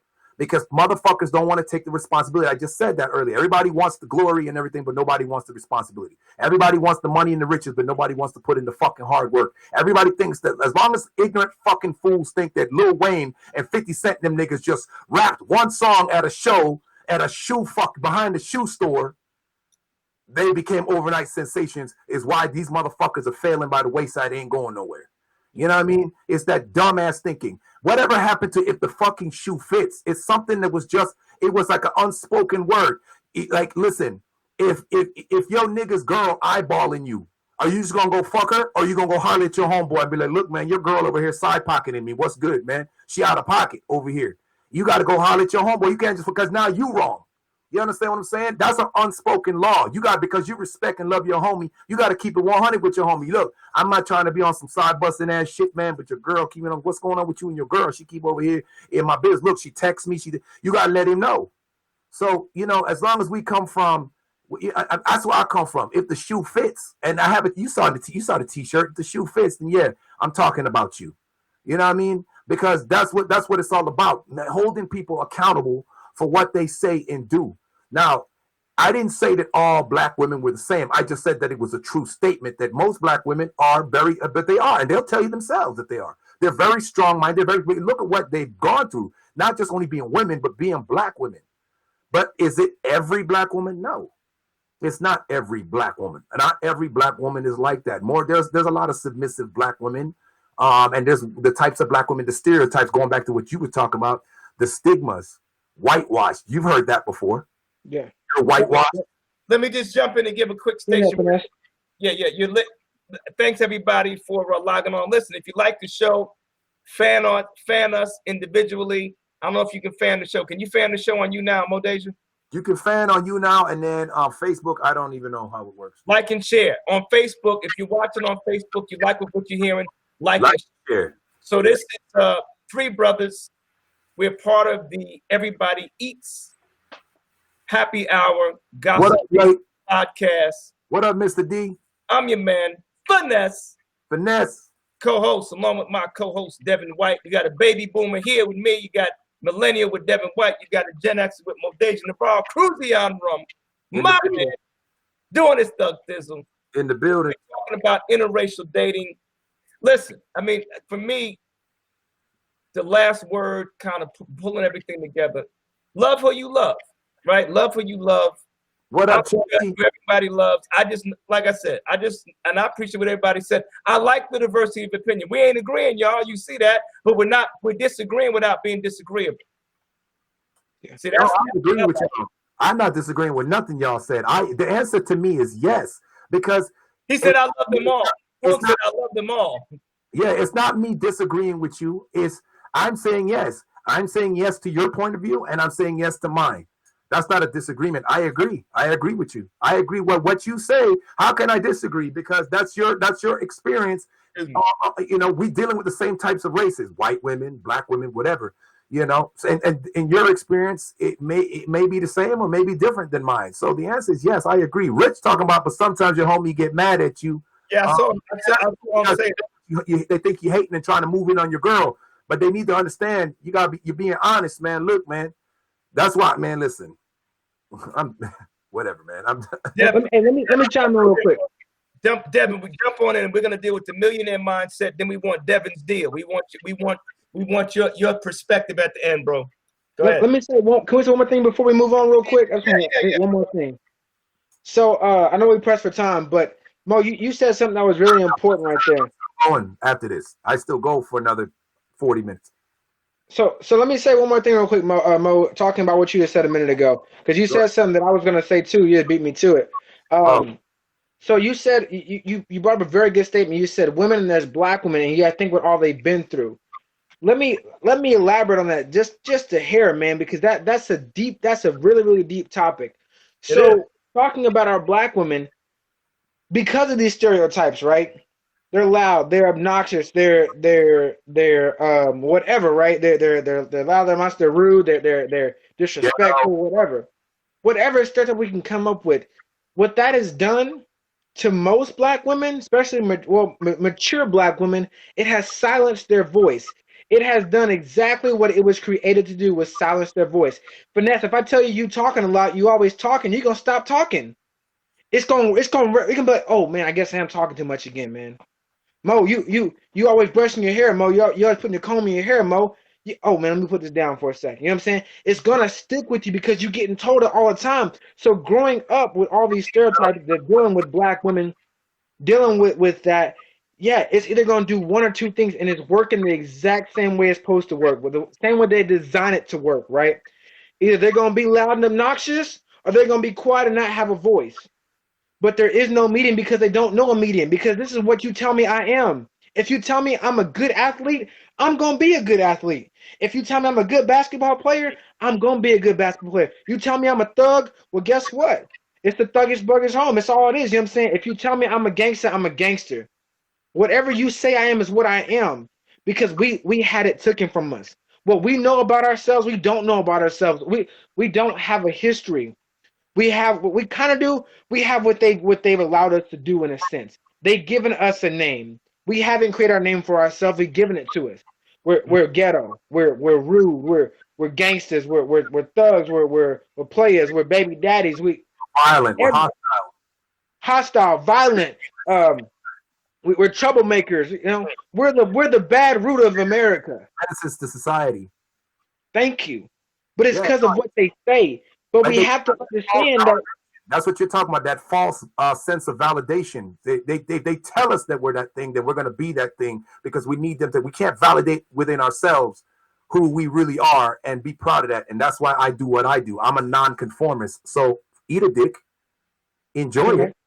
And if it doesn't have enough flavor, there's ketchup, mustard, mayo, pickles, and relish. But you're going to eat a dick. Yeah. Fuck the hell you So heard.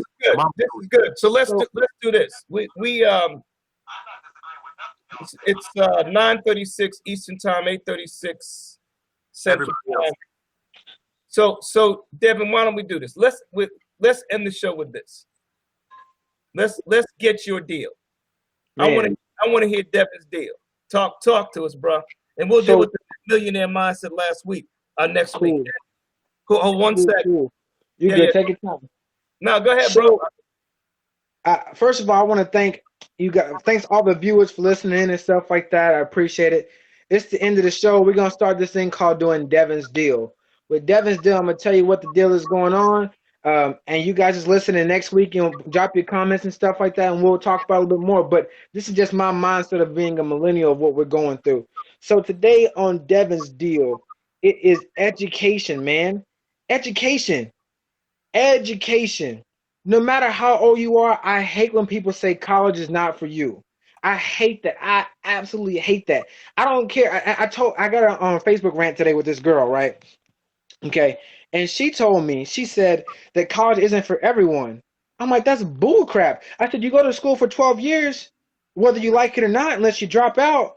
But most people ain't gonna drop out. They're gonna finish it. I said, here's the thing. I said, you can teach a dumb person something.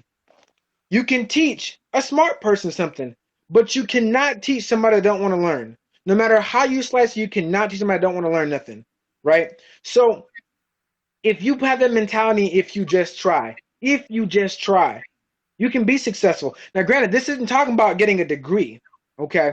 But a degree is a certain form of education that you put on yourself. It's a piece of paper that says, I am this educated. Because you go to a higher educational institute to learn about this stuff. So whether it's in English, whether it's in criminal justice, whether it's a science you learn, or learn how to drive a forklift, or learn how to shoot a gun, whatever it is, education is the key to success. Because you were educated enough to learn about, well, if I make $10 an hour, that's so much money a month or a year. If I want to have this kind of car, this Lamborghini, I need to be able to pay for $400,000 worth of car. It was all through education, your mindset, the visualization, that everything that you learn is working through education. You have to educate yourself, okay? For people that say college is way too expensive, listen. There are ways around college, ways around money to go to school. I'm blessed to say that I go to school for free right now, but I did have to pay. I did pay my dues. But the thing is, the most important thing is, it's an investment in yourself, and that's the most important investment you can make, is to make yourself better. Okay? So you have to ask yourself, am I worth that investment? Do I want to have am I okay living in an apartment for the rest of my life? Am I okay living in a trailer home for the rest of my life? Am I okay living in my 3-bedroom apartment for the rest of my life, or 3-bedroom house? No, if I want to do better, then I have to invest in myself. It's crazy. We can invest in our cars. We can invest in our clothes. We can invest in our shoes and in anything. We can invest in other businesses. But if we don't invest in ourselves, we ain't worth nothing. So when I asked that person, I'm like, well, how much do you think you're worth? Are you worth $10? She said, well, I'm not going to be $100,000 in debt. I said, I guess you're not worth the $100,000 investment then. Because at the end of the day, I know what I am. I'm worth that $100,000. I'm worth $200,000. I'm worth $1 million. I'm priceless because I know my value. So if you don't know your value, if you're not educated enough to understand your own value, then you need to go get educated so you can. Because education is the key to success. I don't care how you slice it. That doesn't mean it's a piece of paper that you have to get. Because there are very successful people who didn't have a degree. So that's Devin's deal. Go to school. There's ways around it. There's ways you don't have to pay for it. There's ways, there's scholarships, there's grants, there's loans. You have to make an investment in yourself. And I guarantee that if you try, you will pass and you will succeed. B's and C's get degrees. A's are way okay. Okay. Understand that. Once you get that pepper, I'm telling you, it's a wrap, man. That's Devin's deal, y'all. That's Devin's deal. All I'm gonna say, like, remember the Nutty Professor? Hercules. Yo, hey, Devin's deal, everybody. So, Modeja, this is the official wrap-up of Three Brothers. You gonna stay on after this and continue Everybody Eats? Oh, yeah, I still got a little bit to go. I mean, it's not over with for me. Cool. So yeah. Listen, everybody, what a phenomenal way to end the show. This has been Three Brothers. I'm your man, Finesse, OG, CG, Baby Boomer. I got my man, Modeja Navarro, Cruzion Rum, doing the Thug Thizzle, Gen Xer, and Devin's Deal. Listen, everybody, every Wednesday at the end of the show, you're gonna get Devin's Deal. And Devin Unk said, "Smart young man, bro. You did the damn thing." You know, bro. I could comment, but that's a phenomenal way to end the show. What else can be said, bro? I appreciate that, man. Damn. Well, I can say one thing. Finesse has talked about this. This is fun. That's why he's so excited. This is what you said. Everything you said has been right up Finesse's alley. He's been saying that for the longest time. And now that we heard it from a millennial's mouth, there ain't no excuse now. Hercules. There ain't no excuse. He's been telling artists that shit for the longest time. How you expect us to invest in you if you won't invest in yourself? Now we heard it from the horse's mouth. Yo, that is Devin's deal. Now you see, I didn't say shit. I sit there and just shit my head up, man. Yo, everybody, let me just say this. Listen, stay on. Love and respect to everybody who's fans, everybody who's watching on YouNow on Facebook, YouTube Live. Whoa, every Wednesday night, 8:30 Eastern Time to 9:30 Eastern Time, Three Brothers. It's a unique concept. I think I appreciate my brothers. What's goody? Different perspectives. Damn, Devin, you did your thing, bro. Damn. If only people could show up to rehearsals on time. Hey, I had to make up for it for that one. That was the impactful one. I had to make up for it. But I'm not over with though. Lord Finesse got things because he got 18 ventures that he's doing. He got 18. Y'all heard me. Stop. He got 18 things he's doing. So he's making. He gave us an hour plus. Actually, he's over the time. He do that all the time. He say, "I mean, I'll be here 15 minutes and give us 2 hours, man." I'm back on Friday night, everybody. Now listen, I'm gonna say is this: if Everybody Eats podcast or happy hour and gossip hour, if you love it, keep tuning in, like and share. Every Wednesday night, Three Brothers. I'll be back on Friday. Devin will be back on next week for Three Brothers. Listen, everybody, we love you, man. We couldn't do this without you. There would be no show without support, right? So thank you very much. All right. Go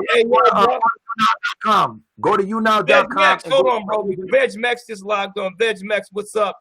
I'm about and she added 410 fans to my broadcast. Shout out, VegMax. Yo, go to YouNow.com /Modeja Navarro and click on the podcast, and then when you get on, click that button that says hand raised, and then we can get you into conference in if you want to chime in and talk about topics on. I guess this is a fellow. You're a fellow millennial, aren't you, Devin? You ready for that? All right. So listen, log off, everybody. One love. This is how I end up. Start where you are with what you have and do something today. One love. Peace.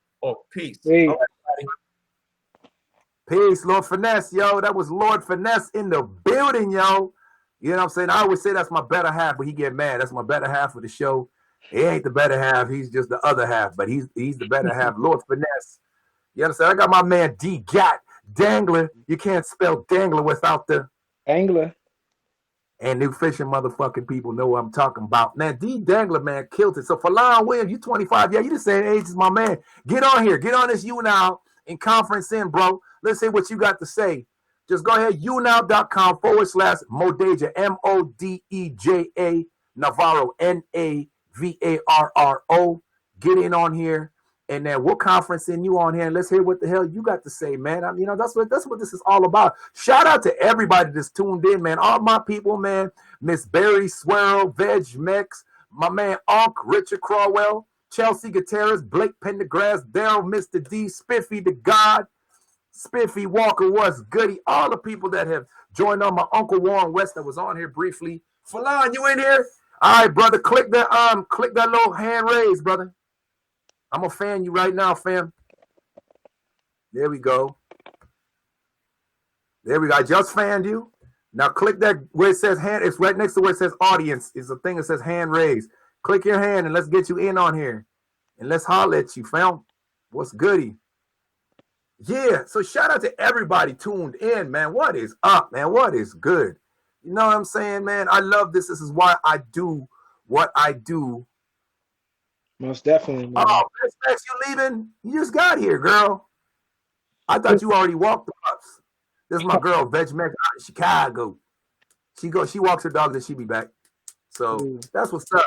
Man, so I got California, Jersey, man, South, all over Texas in this place, Kentucky. Shit, we got everybody out in this worldwide. Pennsylvania.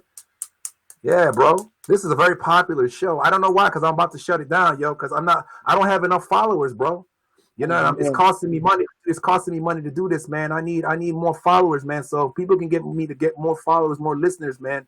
You know what I'm saying? I got the email today. So unfortunately, if I don't step up my game, I might have to probably shut this stuff down because I can't afford. I ain't rich. What you see is what you get. I'm in my home. I built this studio in my house. Devin, you've been here before. You already know what it is. What you see is what you get. You know what I'm saying? Yeah. Falon, where you at, bro? Hit the hand raise button. I fanned you. Did you fan me? Fan me. And then hit that where it says hand raise on the top of the screen right there where it says audience.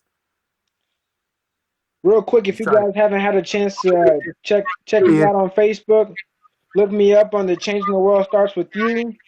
Here he comes. Yeah. Changing the World Starts With You. That's my Changing the World Starts With You and all that. Falon, what's goody, man? What's up? What's up, my man? Hey, what you doing? What's up with the hair, though, bro? I'm loving it, though. I'm trying to do the same shit. I'm trying to do a ponytail, bro. Okay. I don't know what I'm doing the size. I want it long so I could do that 50-year-old man bun. But you young, you a young cat, so you still got all your hair. Oh, yeah, man. I'm doing it to avoid the receding. You feel me? I feel it, bro. Bro, how you feeling, man? What's good? I'm good, man. Been working, man. Working on a lot of production, man. Working with a lot of artists around the city and other cities and stuff, man. It's real. No doubt. So this is my man D. Dangler here. That's Devin White. Devin was that's my man Falon. You know what I'm saying? From a couple of years back. Yeah. So yes, sir. Yes, sir. So are you dreaded up or you just got it twisted up and it's just like freeform twisted up, you know what I'm saying? It ain't. That's how Devin started out. You saw what happened. You see what he looked like now. Yeah. I can dig it, bro. Jamaica called. They need their soldiers back. They're like, yo, Devin, you coming back home, man? Where you going? What you doing, brother? So, what's good, man? Talk to us, man. What's the word on you, man? What's good? Man, I'm a producer now, and a manager at Montop Studios. Open Music Lab, Building 95. Shouts out to Lee. You know what I'm saying? The lead engineer there. Yeah, man. I just been making beats for about 4 months now, and it's been really popping off. Working with the city, Yes, sir. Yeah, I'm always changing my craft. I'm doing like you do. I'm always, you always can relearn and learn and relearn your craft. My partner got me back on the Cakewalk Sonar, and I'm relearning that program. I haven't used Cakewalk since 2004. That's how long back when I used to use Wave Labs back in the day. Yeah, I'm able. What is that? Ableton Gang, man. I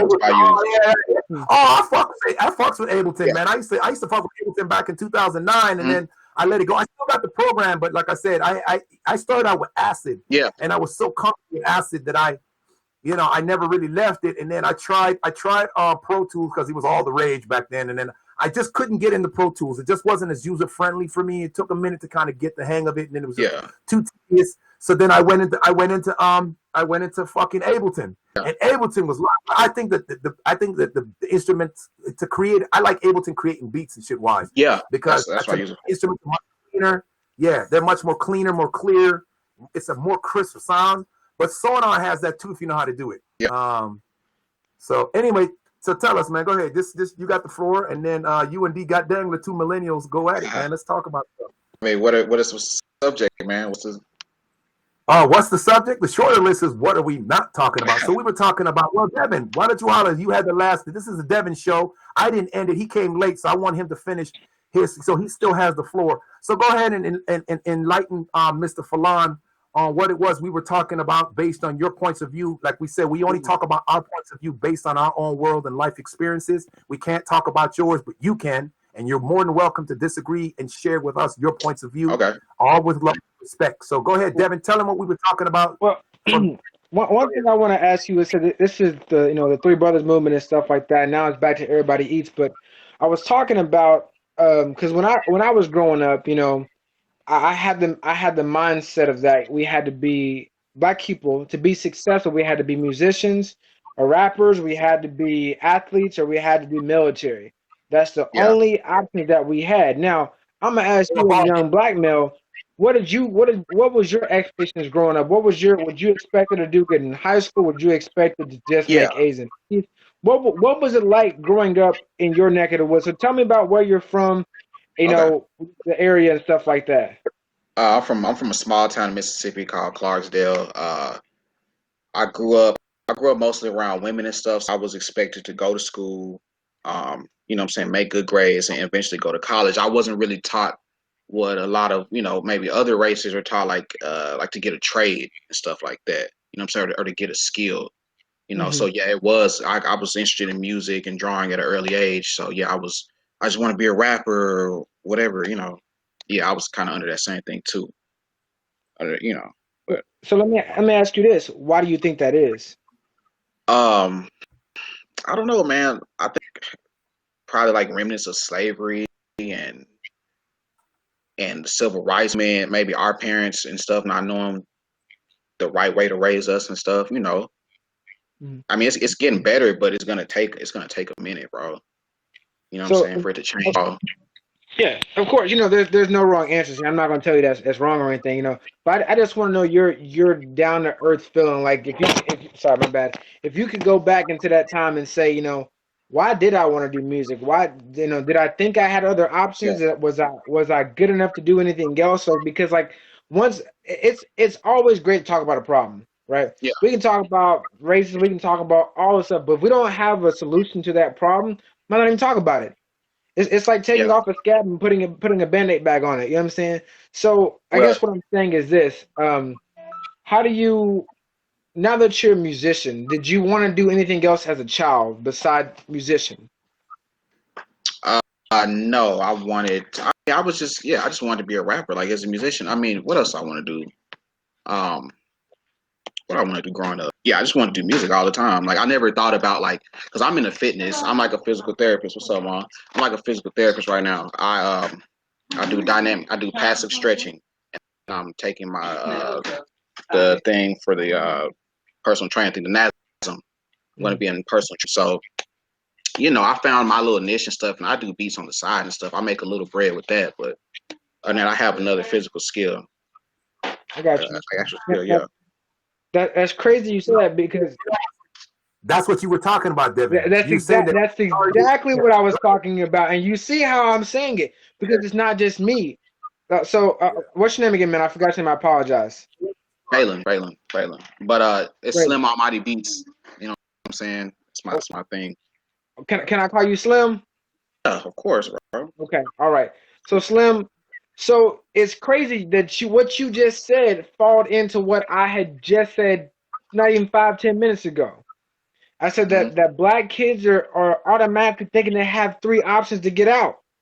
That's music, that's athletics, and that's military.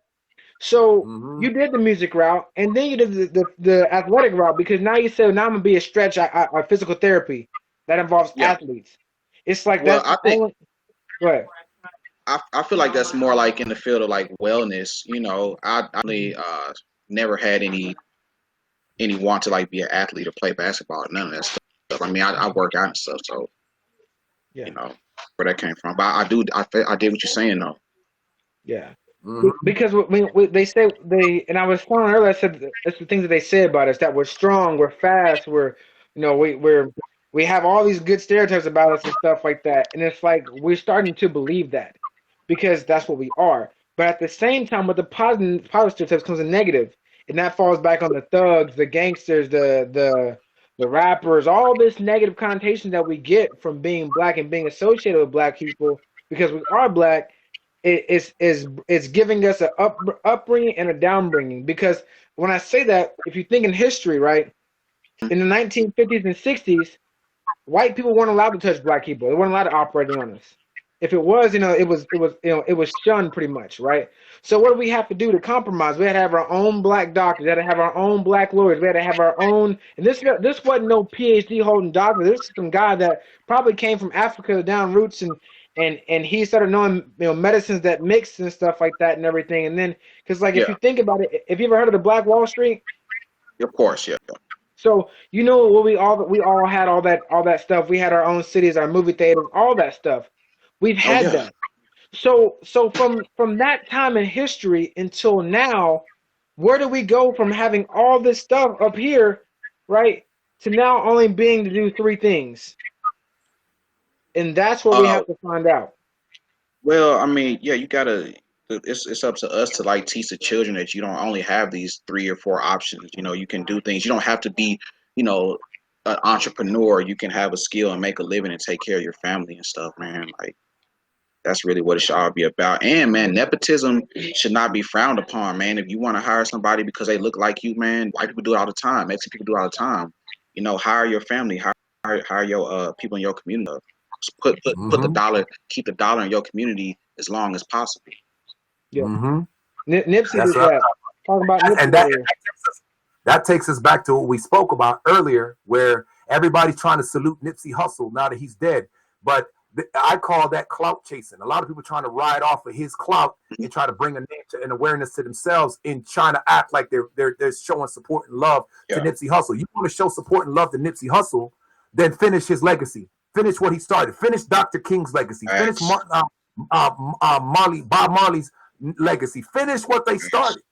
Don't talk about, oh man, this and that, he did it. Because now when you talk about Bob Marley, there's only two things that come to mind: reggae music and weed. Am I wrong? Nope. No. Okay. And when I was coming up, I was a generation before y'all, Generation X. When I was coming up, these were the things that you had as an option. You was either going to be an athlete, you was a barber, you could fight, Yeah. you was going in the military, Yeah. or you was going to do music of some kind. You understand what I'm saying? That was pretty much, what I'm saying? We had other options too, but those are the main options. We're talking about in the hood, right? In our basic Urban Yeah. area. Yeah. Yeah. yeah. Outside, I grew up in both the hood and in the outside community. I grew up in a predominantly white neighborhood, and in that neighborhood, then the options are slightly different. You could become a lawyer, you could become a teacher, but that's what they impose in those communities. In the hood, the only way out was you either could fight, and you was gonna punk people by fear by beating the shit out of them. So you was that dude. No, don't fuck with that dude. Yeah. Or you was a barber, and everybody came to your house. I was the dude. I was the barber. I was the $5 barber, the bathroom barber, the kitchen barber, the back patio barber. And anybody know me know. I used to cut them up anywhere in the bathroom, sitting there and fade people up on a Friday night. Man, we finna go to the club, man. Mom, man, gotta get the edge up. $5. They put $5 in the jar. Got a $15 haircut. Niggas loved me. I stayed with $5, and then I turned around and spend the money on drinking weed for us. It was all me. Yeah. But you understand? I know what you're talking about, yo. Y'all, you know what it is, D. Goddamn, you already know. But yeah, Yeah. what do you do? What do you do, D? What are you doing? Like, what's your Man. extracurricular activities? Shorter list is what doesn't he do? That's the shorter list. Oh man, did I do a lot, man. But primarily I'm a student. I'm a full-time student at Elizabethtown Community Technical College. But I'll be graduating this summer and going to Eastern Kentucky University to pursue my bachelor's, master's, and all that good stuff. Oh yeah. Nice. But thank you. But I work for the school right now. I'm a student success advocate. What I do is I deal with recruiting. I deal with helping students out, find tutoring, and find help if they need help.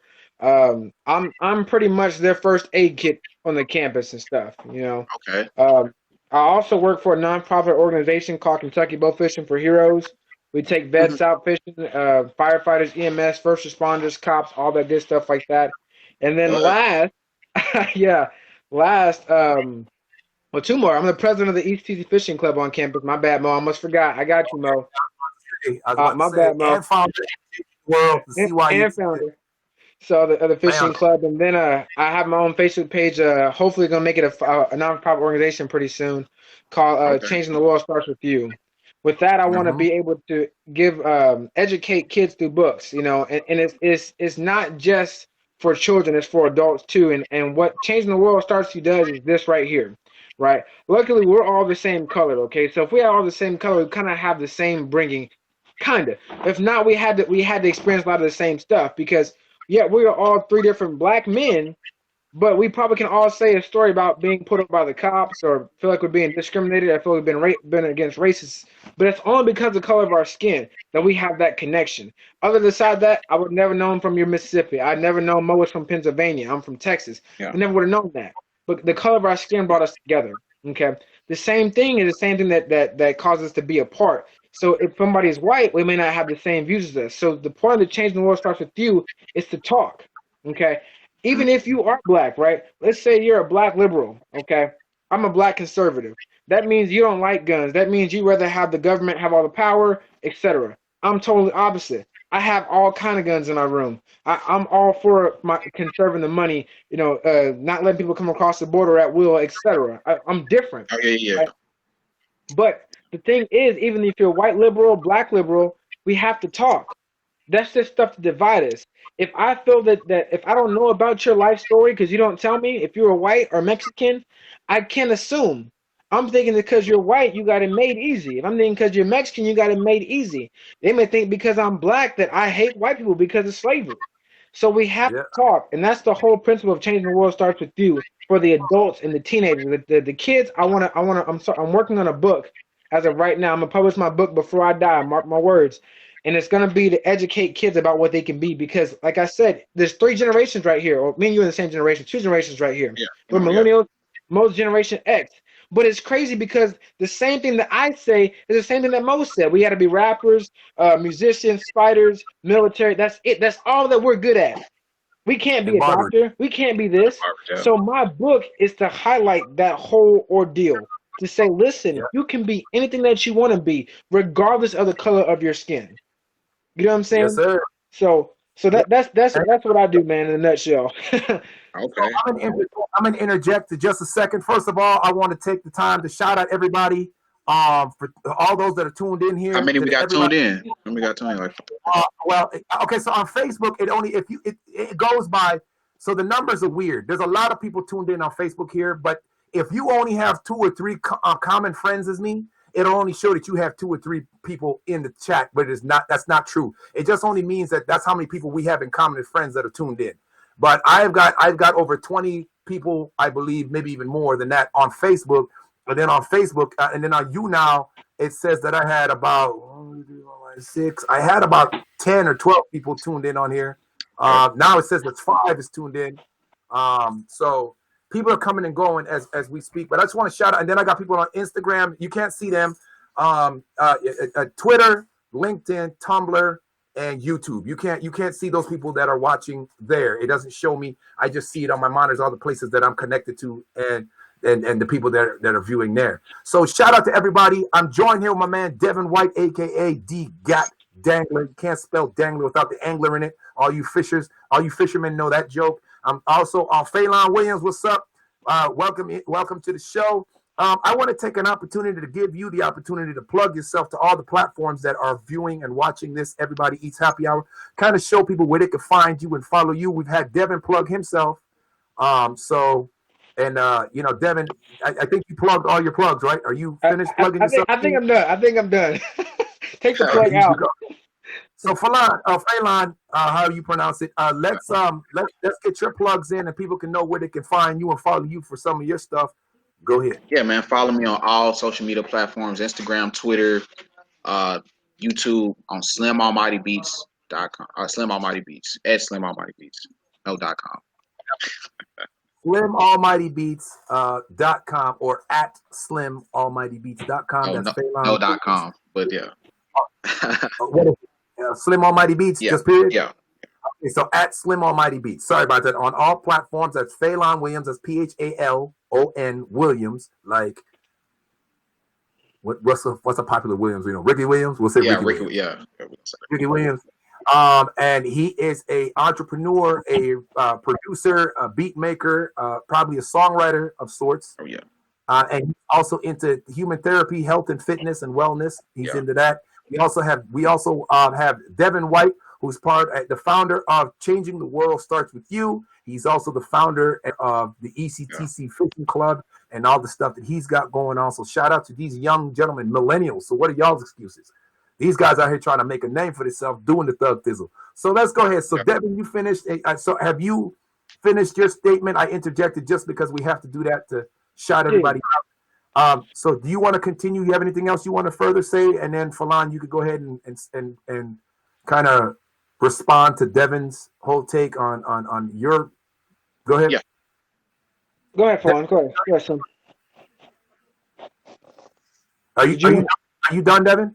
Yeah, I was just gonna ask him, how as a solution, like he kind of said, the solution is about educating him and stuff. But I wanted to hear what he was gonna say about that. I mean, it's a good start to start with. But I honestly feel like the reason why that we have this mentality is because it's what we see. Yeah. It's the media, it's the rappers, it's that lifestyle that everybody wants to live. So how do we combat that? And then on top of that, it's the musicians and their message. Yeah. And we jam to it. We don't jam to it. We jam to the beat. It's something in our DNA. Maybe it's our African roots. When we hear the and that stuff, we're like, oh, it could be the stupidest song ever. Gucci gang, Gucci gang, Gucci gang, Gucci gang, Gucci gang, Gucci gang, Gucci gang. It's platinum. Yeah. It's a hit. Yeah. But understand, gentlemen. Understand, young men. Listen. Understand real quick. It took 400 years to beat us up and break us down. So it's gonna take just as long to get us back on our feet. It's gonna take a process. Go ahead. I think it starts at home, man. Like, I'm about to have a son, and I'm definitely gonna explain to him the differences and how to differentiate entertainment from real life, and know that stuff doesn't have to dictate the way you live. It can be used as a form of entertainment. Like, I can listen to Gucci Mane, and I ain't got to go out there and sell drugs. I can just listen. Yeah, you know what I mean. You're right. But see, and I think that first of all, congratulations on your son, man. Congratulations on that. So,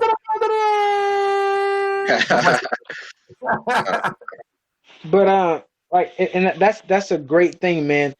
But I think what happened to, especially with rap music. I mean, I'm not gonna say all rap music is trash now, but it used to be about storytelling.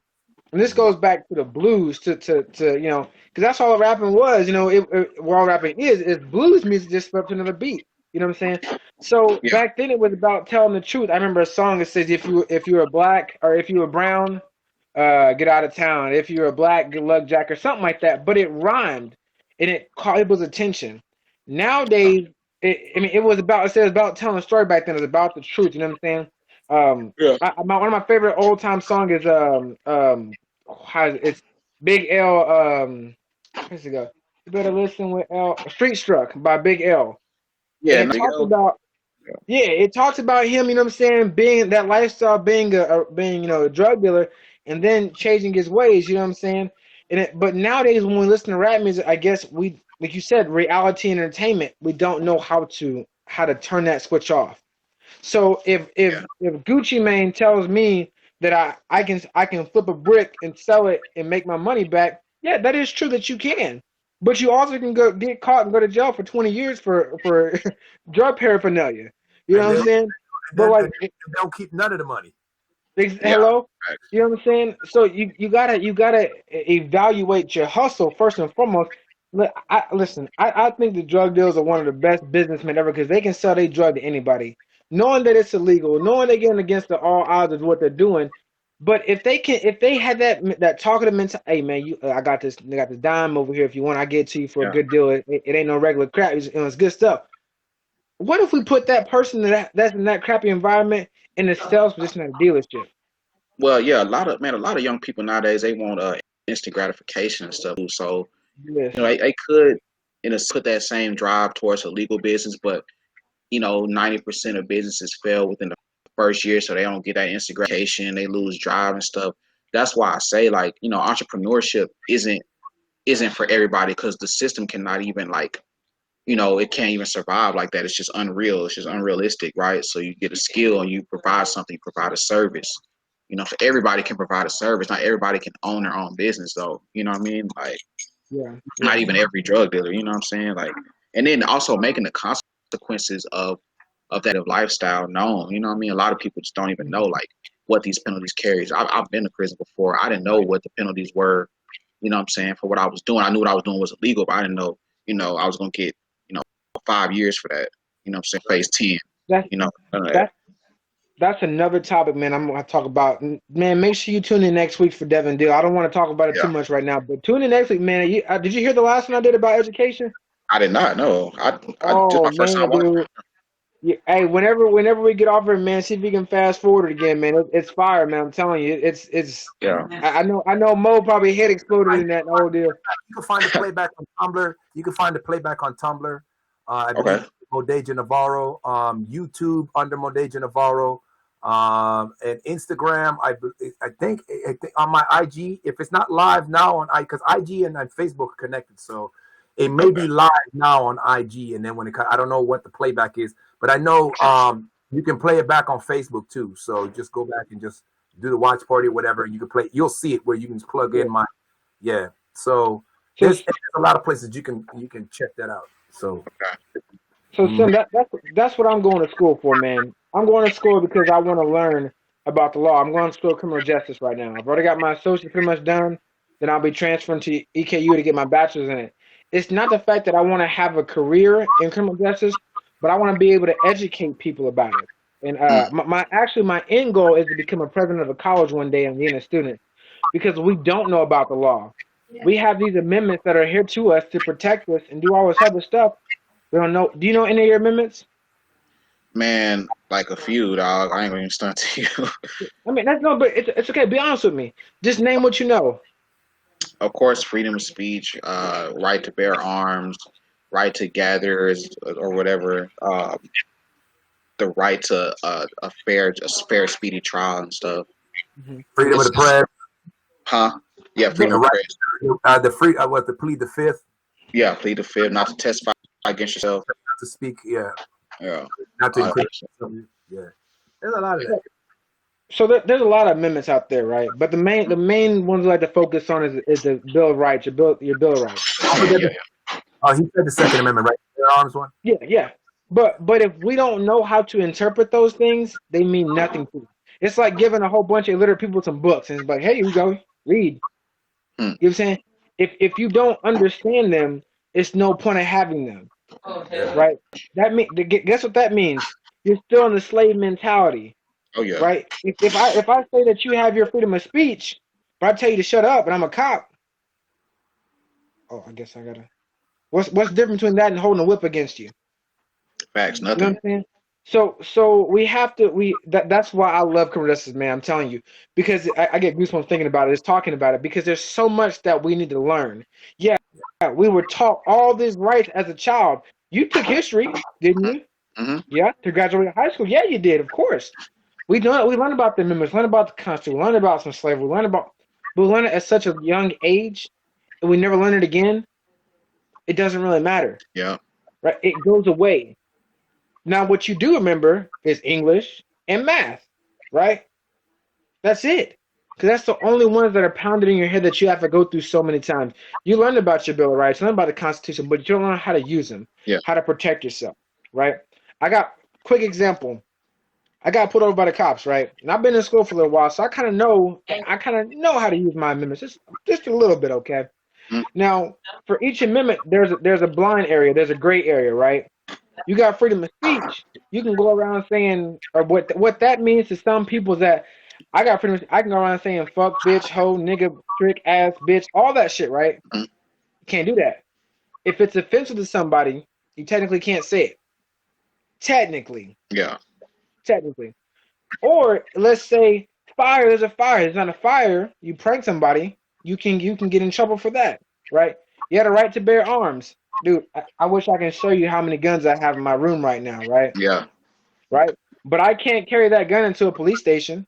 No. I can't carry that gun to the airport. I can't carry that gun in a government building or a school area, right? But it's my right to bear arms. And to go back on that, I see you, bro. I I was see you, fucking. bro. No, So go ahead. Go ahead. So you know that there's always leeways, right? If I'm a citizen, I have to have a class 3A license to have a automatic weapon, Yeah. right? If when I'm concealed carrying right now, I have to have my license to conceal carry. But that's not what the law means. When I say the right to bear arms, that means if I'm black, if I'm white, if I'm Mexican, if I'm straight, if I'm gay, if I'm a child molester, if I'm a rapist, if I'm a gangster, I have a right to bear arms. There's a gray area in everything, right? Yeah. You have a right to remain silent, right? Yeah. Oh yeah. Yeah. But okay, if a cop asks you for your ID and you don't respond to him, he will arrest you. Mm-hmm. He will, if he has a probable cause, he will arrest you in a heartbeat. Yeah. If you don't give him the information, there's a law that says failure to identify. Mm-hmm. Once you're in handcuffs, I read you Miranda rights. You better start singing like Canary Bird and tell me who you are, Yeah. or Oh else yeah. you're gonna get another charge on you. Yeah. All So right. each law has their gray areas, and you have to know exactly what they are. That way, when you try to say like for search and seizure, the Fourth Amendment, right? That I know how to use that. Like I won't say, well, if I'm smoking a blunt in my car and a cop pulls up, oh, I'm not going to use my Fourth Amendment. No, he already has probable cause. So then you get mad and fight the cop, and now you get another charge on him because you think that you know how to use your law. Yeah. You know what I'm saying? And then a lot of people don't know. You know what I'm saying? You say no, you can't search my car. Well, then that brings the dogs, and then the dogs are gonna false alert every time. You know, and then boom. You know what I'm saying? Well, It's sticks. It's steps. Well, yeah. I have a thing, and it says innocent people don't have to act innocent. Yeah, man. Like Here's the thing: it's good to know your you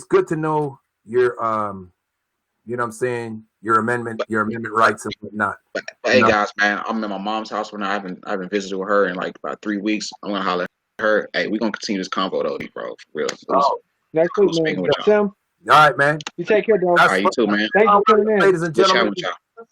Oh yeah, family first, and congrats again on your baby, bro. Thank you, Good my chat. guy. That's right. Y'all be All good, man. Y'all be good. All right, peace. Yes, sir. Okay, so what I was saying about your amendment rights, it's good to know the amendment rights, but just because you know your amendment rights doesn't give people. I see people they take that and then they abuse those privileges and that information. It's like people that study the Bible and then they use the Bible to lift themselves up and then slap you in the face because they know the Bible. They think they're better than you. I don't like that. I think it's a form of hypocrisy. Now, just because you know your amendment rights, if a cop pulls you over and says, "Hey, man, how you doing?" and they're being cordial and they're being respectful and they say, "Hey, you know, you got some ID with you," I don't see anything wrong with presenting your ID. Present your ID. You be cordial with him, he's being cordial with you, not a problem. But this is what I don't agree with. Just because you know your rights, and maybe you're right with your argument, you know, well, for what? Why do I have to show you my ID? See, all you're doing is you're creating a thing where you're creating a type of interest in yourself by the cops. Because if you're not doing anything wrong, then just show your ID and get on about your goddamn business. Thank you. Have a nice day. The reason I stopped you was this, that, and this. In most cases, okay. Now, if you're being profiled and you know you're being profiled, and the cops acting, you know, violate. If you're being truly violated by the police and they're taking advantage of it, then yes, I get the argument. But if a cop stops and, well, am I being detained? What crime did I commit? Listen, that's not what it's about. I pulled you over for whatever reason. Let me explain to you why I pulled you over. And if you have a problem with, like, I've had cops pull me over for fucked up shit. I didn't agree, but I complied with them. Gave them gave them my information. They wrote up the ticket or the warning or whatever. Went to court, disputed it, and got it dropped. Listen, the judge was like, "This is nothing. What did you?" Well, you know, at the time, you know, and you get it dropped, and the judge lets it go. The judge drops it. He hears your side of the story. He hears the cop's side of the story, and they drop it. Sometimes cops don't even show up, and it gets dropped. It gets thrown away. Cops are bored. They just got to have something to do. Go ahead. Yeah, you're right. I agree with you for the majority of the part. Now, you said that innocent. If you're innocent people don't have to act innocent. Yeah. Now, Those cases. I'm not talking about the other cases. There are the other yeah, cases. yeah, I'm just talking about in that situation, if a cop walks up to you and says, "Hey, how you doing? I hope you're having a nice day. Yeah. Listen, I pulled you over for this reason. And this is why I was stopping you and everything. Do you have your driver's license, some ID with you, some form of identification?" Yeah, yeah. I'm reaching for my pocket just for your safety in mind. Here you go. Yes, sir. Go ahead. You're good. All right. Here's my ID. Give up the ID. All right, man. Okay. So listen, you might want to get that fixed or whatever. In just a regular sense. But I'm saying there are the extreme cases, and there are cases where cops. I know I've been there on the other end of that, and gone to jail for bullshit. And then the judge is like, "Why the fuck did you send him to jail?" And then let me go. But you can't get that back. Go ahead. So here's my thing. Innocent is only proven in court. Okay. Innocent does not mean that I don't know who you are as a human being. If I'm a cop, if I'm a citizen driving put over by a cop, I don't know you're innocent. You don't know I'm innocent. Okay. Innocence is gained through court. You know what I'm saying? But that's the only time you can be innocent for me. And I'm like, yeah, okay, all right, he's clean. He got off the hook that time. Okay. But otherwise, I tell people and cops, there's good and bad cops. There's good and bad people. People are cops. It happens. So what I'm getting at is that I don't know if that cop's good or not. So yeah, when I get put over and say, "All right, officer, how you doing today?" "We're doing good. Thank you for." He said, "License registration, please." I'm like, "Can you tell me the reason why you pulled me over?" Right? And if he wants to be a dick and say, "I'll tell you as soon as I figure out who I'm talking to," all right, I ask. Here's my ID. Here you go, sir. Right? And now if he doesn't give me a reason to pull me over, I'm gonna ask him again. Like, you had to have probable cause to pull me over. What's my probable cause? Was I speeding? I don't think I was speeding. Was it 55 through here? I just saw the speed limit sign. Like, am I being profiled? If I've done everything right, I've changed my turn signal. Are you looking for a certain vehicle, sir? Are you looking for a black car that looks like this and a black guy driving it? Okay. Once you run my license plate and stuff and see it's not me, where we at 5 minutes ago? I just came from McDonald's, man. Getting something to eat for my mom, blah, blah, blah, yada, yada, yada. Right? But I don't know you. You mind if I search your car? There's been drugs going to the area. No, no, sir, I don't. I don't want to search my car, sir. I don't. Because I don't know if that cop is innocent. And if it comes to me or a cop going to court, that cop's going to win that case. If that cop just so happens to find methamphetamines in my car and needles, even though I don't like needles, I don't have any tattoos, I don't like getting blood drawn, but they're finding a needle in my car full of meth or full of crystal meth or whatever the case is. And just so happened he found it in a car with no fingerprints on it, but it's in my possession. By the way, guys, if you didn't know, if it's in your vehicle, you are in possession of it. So if your homeboy gets in the car, he's a big dope dealer and drops a pound of weed in your car or whatever and forgets about it or whatever, you're going to jail from the drugs. Sorry, it's how it is. So to respond to that real quick, no, when I say, I'm not talking about the cop being innocent. I'm talking about it's a saying, the innocent don't have to act innocent. What I mean is, if you ain't got nothing to hide, you're just minding your business. You ain't gonna know. Here you go. It's not like a big deal. I understand 100% what you're saying, which is why I listened to what you were saying, because that's another. In life, you'll find that so many different outcomes and possibilities of different things, or possibility and outcomes of different things. That's a different possibility, which creates a different outcome. You're right. If you put it in the hands of the cop, he's going to find a way to make you look like a criminal when he knows you're not. And that's an uphill battle that you're going to have to fight to win. You got to prove the needle in your car, but already you're under arrest for it. And, at that point, I said, don't talk anymore. You have your right to your attorney. Get your attorney and explain the case. Have your attorney come down. You don't comply with the cops no more. They're going to do what you're already under arrest. And then call your mom and them, come get your car from wherever it's at, you know what I mean? And then, or whatever, or if they impound the car, and then you you stop talking. I won't talk to him no more. I talk to my attorney, and me and my attorney and them hash that out one way or the other. Because at that point now, like you said, they're conspiring. They're going to find a way. It's your word against theirs. And in most cases, they're going to fucking win. You see cops are getting off with killing people with cameras on them, bold-faced slaughtering people, and get away with it. Come on, man. Go ahead. Yeah, no, I mean that's pretty much it, man. So that's gonna be Devin's deal next week, man, to talk about is criminal justice stuff. So They put your seatbelt on for that one. That one's gonna be a hard hitter too. So you gonna come on time? You gonna be on time though, bro? I'm gonna be on time, man. Be on time. I'm Just sorry. saying, bro. The last time tonight, man, you know, it was it was the three brothers minus one for like a good hour, bro. You know what I'm saying? So ladies and gentlemen, Mo, that's my man 50 grand D Gat Dangler. I got one more joint that I'm playing. All my British people have been so patient. They always want me to play Sensimilia. I played it earlier today. I'm gonna play it one more time for them again tonight. Sensimilia. Yo, what is up with this? They love that dance. Y'all bunch of potheads. But shout out to all my European love out there. It's sad, huh, D? Yeah. I'm getting so much love in Europe. And where's my American love at? But, you know, I appreciate it. Like I said, man, I may have to shut down this show. Everybody eats because, like I said, if I don't get enough of a following, it's a lot for me to be able to, you know, I can't afford this. It's a lot of, you know, the internet bill is up. I'm paying for my online radio station, my server and all that. You know, I need more people, man. I want to see more people following me, man. Follow, like, man, share, do all this, man. Yo, this is for y'all. This everybody eats. This ain't about me. It's about success. Look, I got my man Chris Red Turner. He ain't even on here, and I'm representing him. Yesterday, I had on my TTBS, my homeboys, you know, ATX, yo. I shout out all my people. Devin, D. Daniel, I talk about you all the time. You know, Spiffy the God. You know, I mean, Daryl, Mr. D. Stewart, man. Everybody know Mr. D. My man Blake. I shout out all you people, man.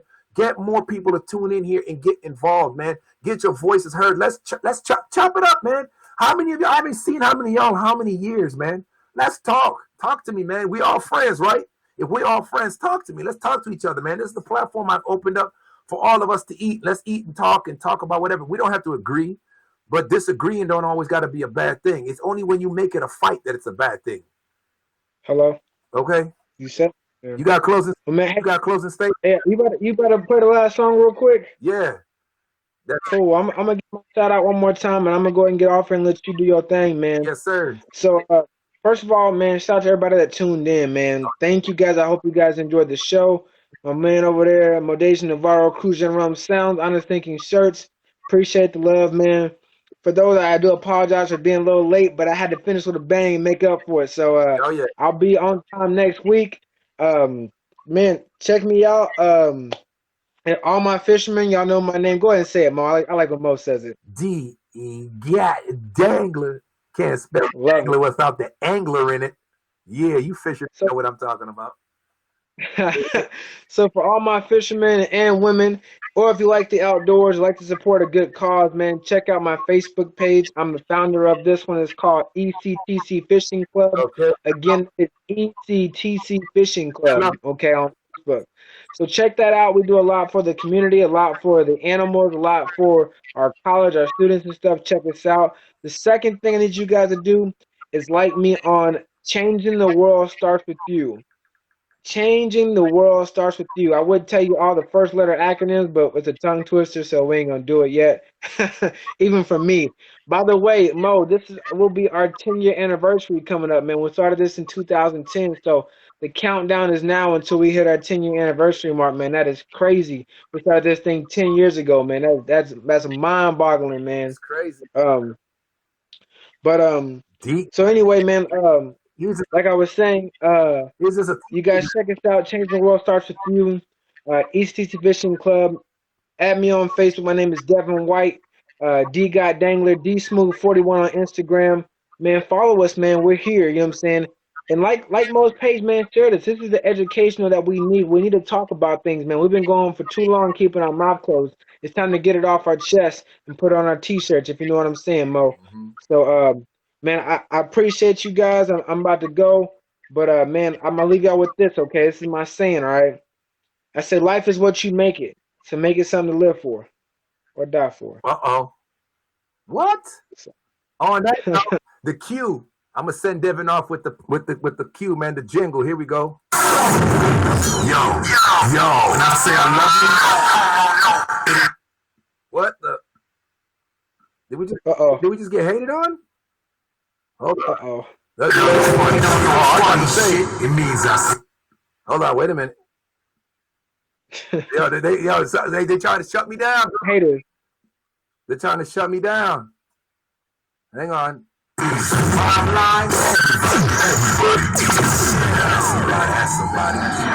There we go. I guess my computer decided it wanted to do something. Okay, I wasn't being shut down. No government conspiracy here. So yeah, my computer decided it wanted to. It had something it wanted to say, and so yeah, man, that was the jingle, man. If I tell you I love you, ain't on no funny shit. Y'all know I see you. I understand your struggle and everything. Everybody eats, man. D got Dangler, man. It's been a privilege, man. Man.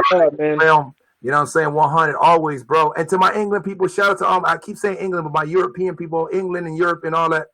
You know what I'm saying? Shout out to all you guys. You know, and I've got Sensimilia for you people one time, and then I'm gonna go ahead and close the show with that. Here we go.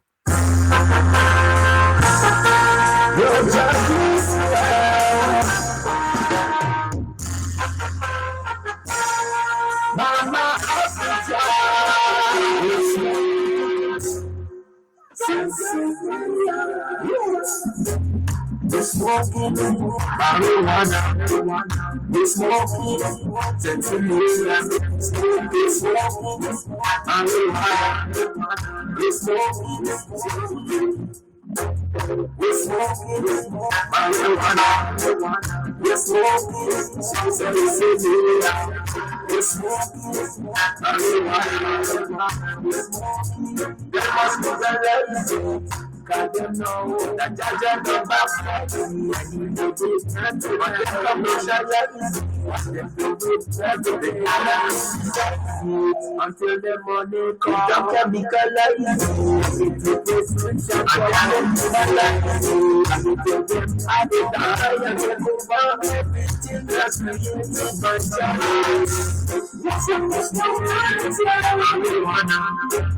We're smoking Sensimilia.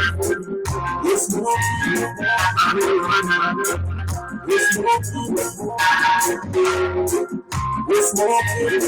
marijuana. We're smoking Sensimilia. We're smoking marijuana.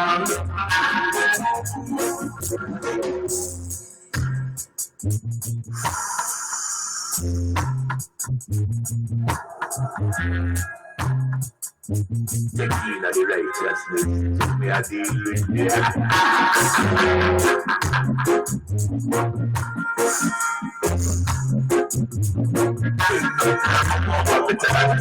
righteousness protected. We're smoking marijuana. We're smoking Sensimilia. We're smoking marijuana. We're smoking marijuana. We're smoking Sensimilia. We're smoking marijuana.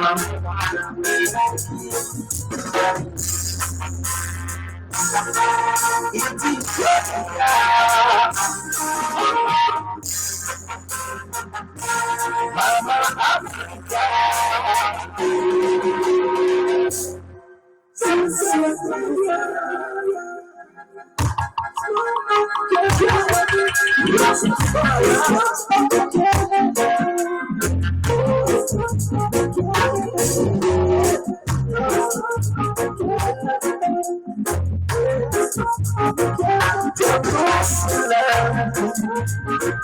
Mama Africa. Listen to your children. We are out here. We're smoking.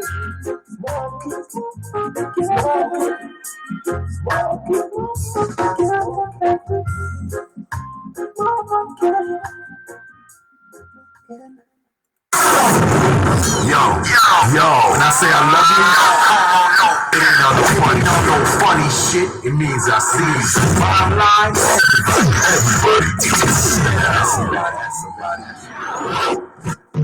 Yo, that was Sensimilia by none other than yours truly, Modeja Navarro, aka Crew Jean Rum, with Sensimilia once again. Shout out to all my people in England, Ireland, and Europe, and all parts of the Asias, all the people in Russia, and all the people that tune in and check out my music that have shown me love. I really appreciate it. I'm speechless. I'm at a loss. I don't know what to say. Listen, man, I don't want to have to shut down my show, but if I can't support this thing, man, I'm going to probably have to shut this thing down. I need more people to tune in and follow and show me love. Please, y'all, I'm doing this for all of us, man. It's not about me. It's about success and movement, yo. So let's get this. Let's everybody eat, man. Let's not throw away a beautiful thing. You understand what I'm saying? It does cost me to put all this thing together. I did it from the kindness of my heart, and I want to be able to keep it going. So please help me to keep this thing going. When I tell you I love you, it ain't on no funny shit. It means I see your movement. I recognize your hustle, your struggle, your hard work. You understand what I'm saying? And I understand where you're coming from. Everybody eats. You feel me? This ain't no free shit. It doesn't mean free shit. Everybody eats is an opportunity for everybody, for people that really want something to get on and do something, make themselves known. Just a small stepping stone to get you to where you need to be, but at least it's something. You understand what I'm saying? For people that want to make it, invest in yourself, take the step, take the leap, and let's do it. Everybody eats. I love y'all. No funny shit. I want to tell y'all, I thank y'all so much. All the people that spend their time with me. You know what I'm saying? Red, what's up, yo? You already know what it is. I thank y'all, everybody, for tuning in, man. The Three Brothers, Wednesday night. You know what I'm saying? I bless all y'all. Bless up. God bless. And I wish y'all the best. See me tomorrow, 7 p.m. Central Standard Time, 8 p.m. Eastern Time, 5 p.m. Pacific Time. God bless you. I love y'all. Peace.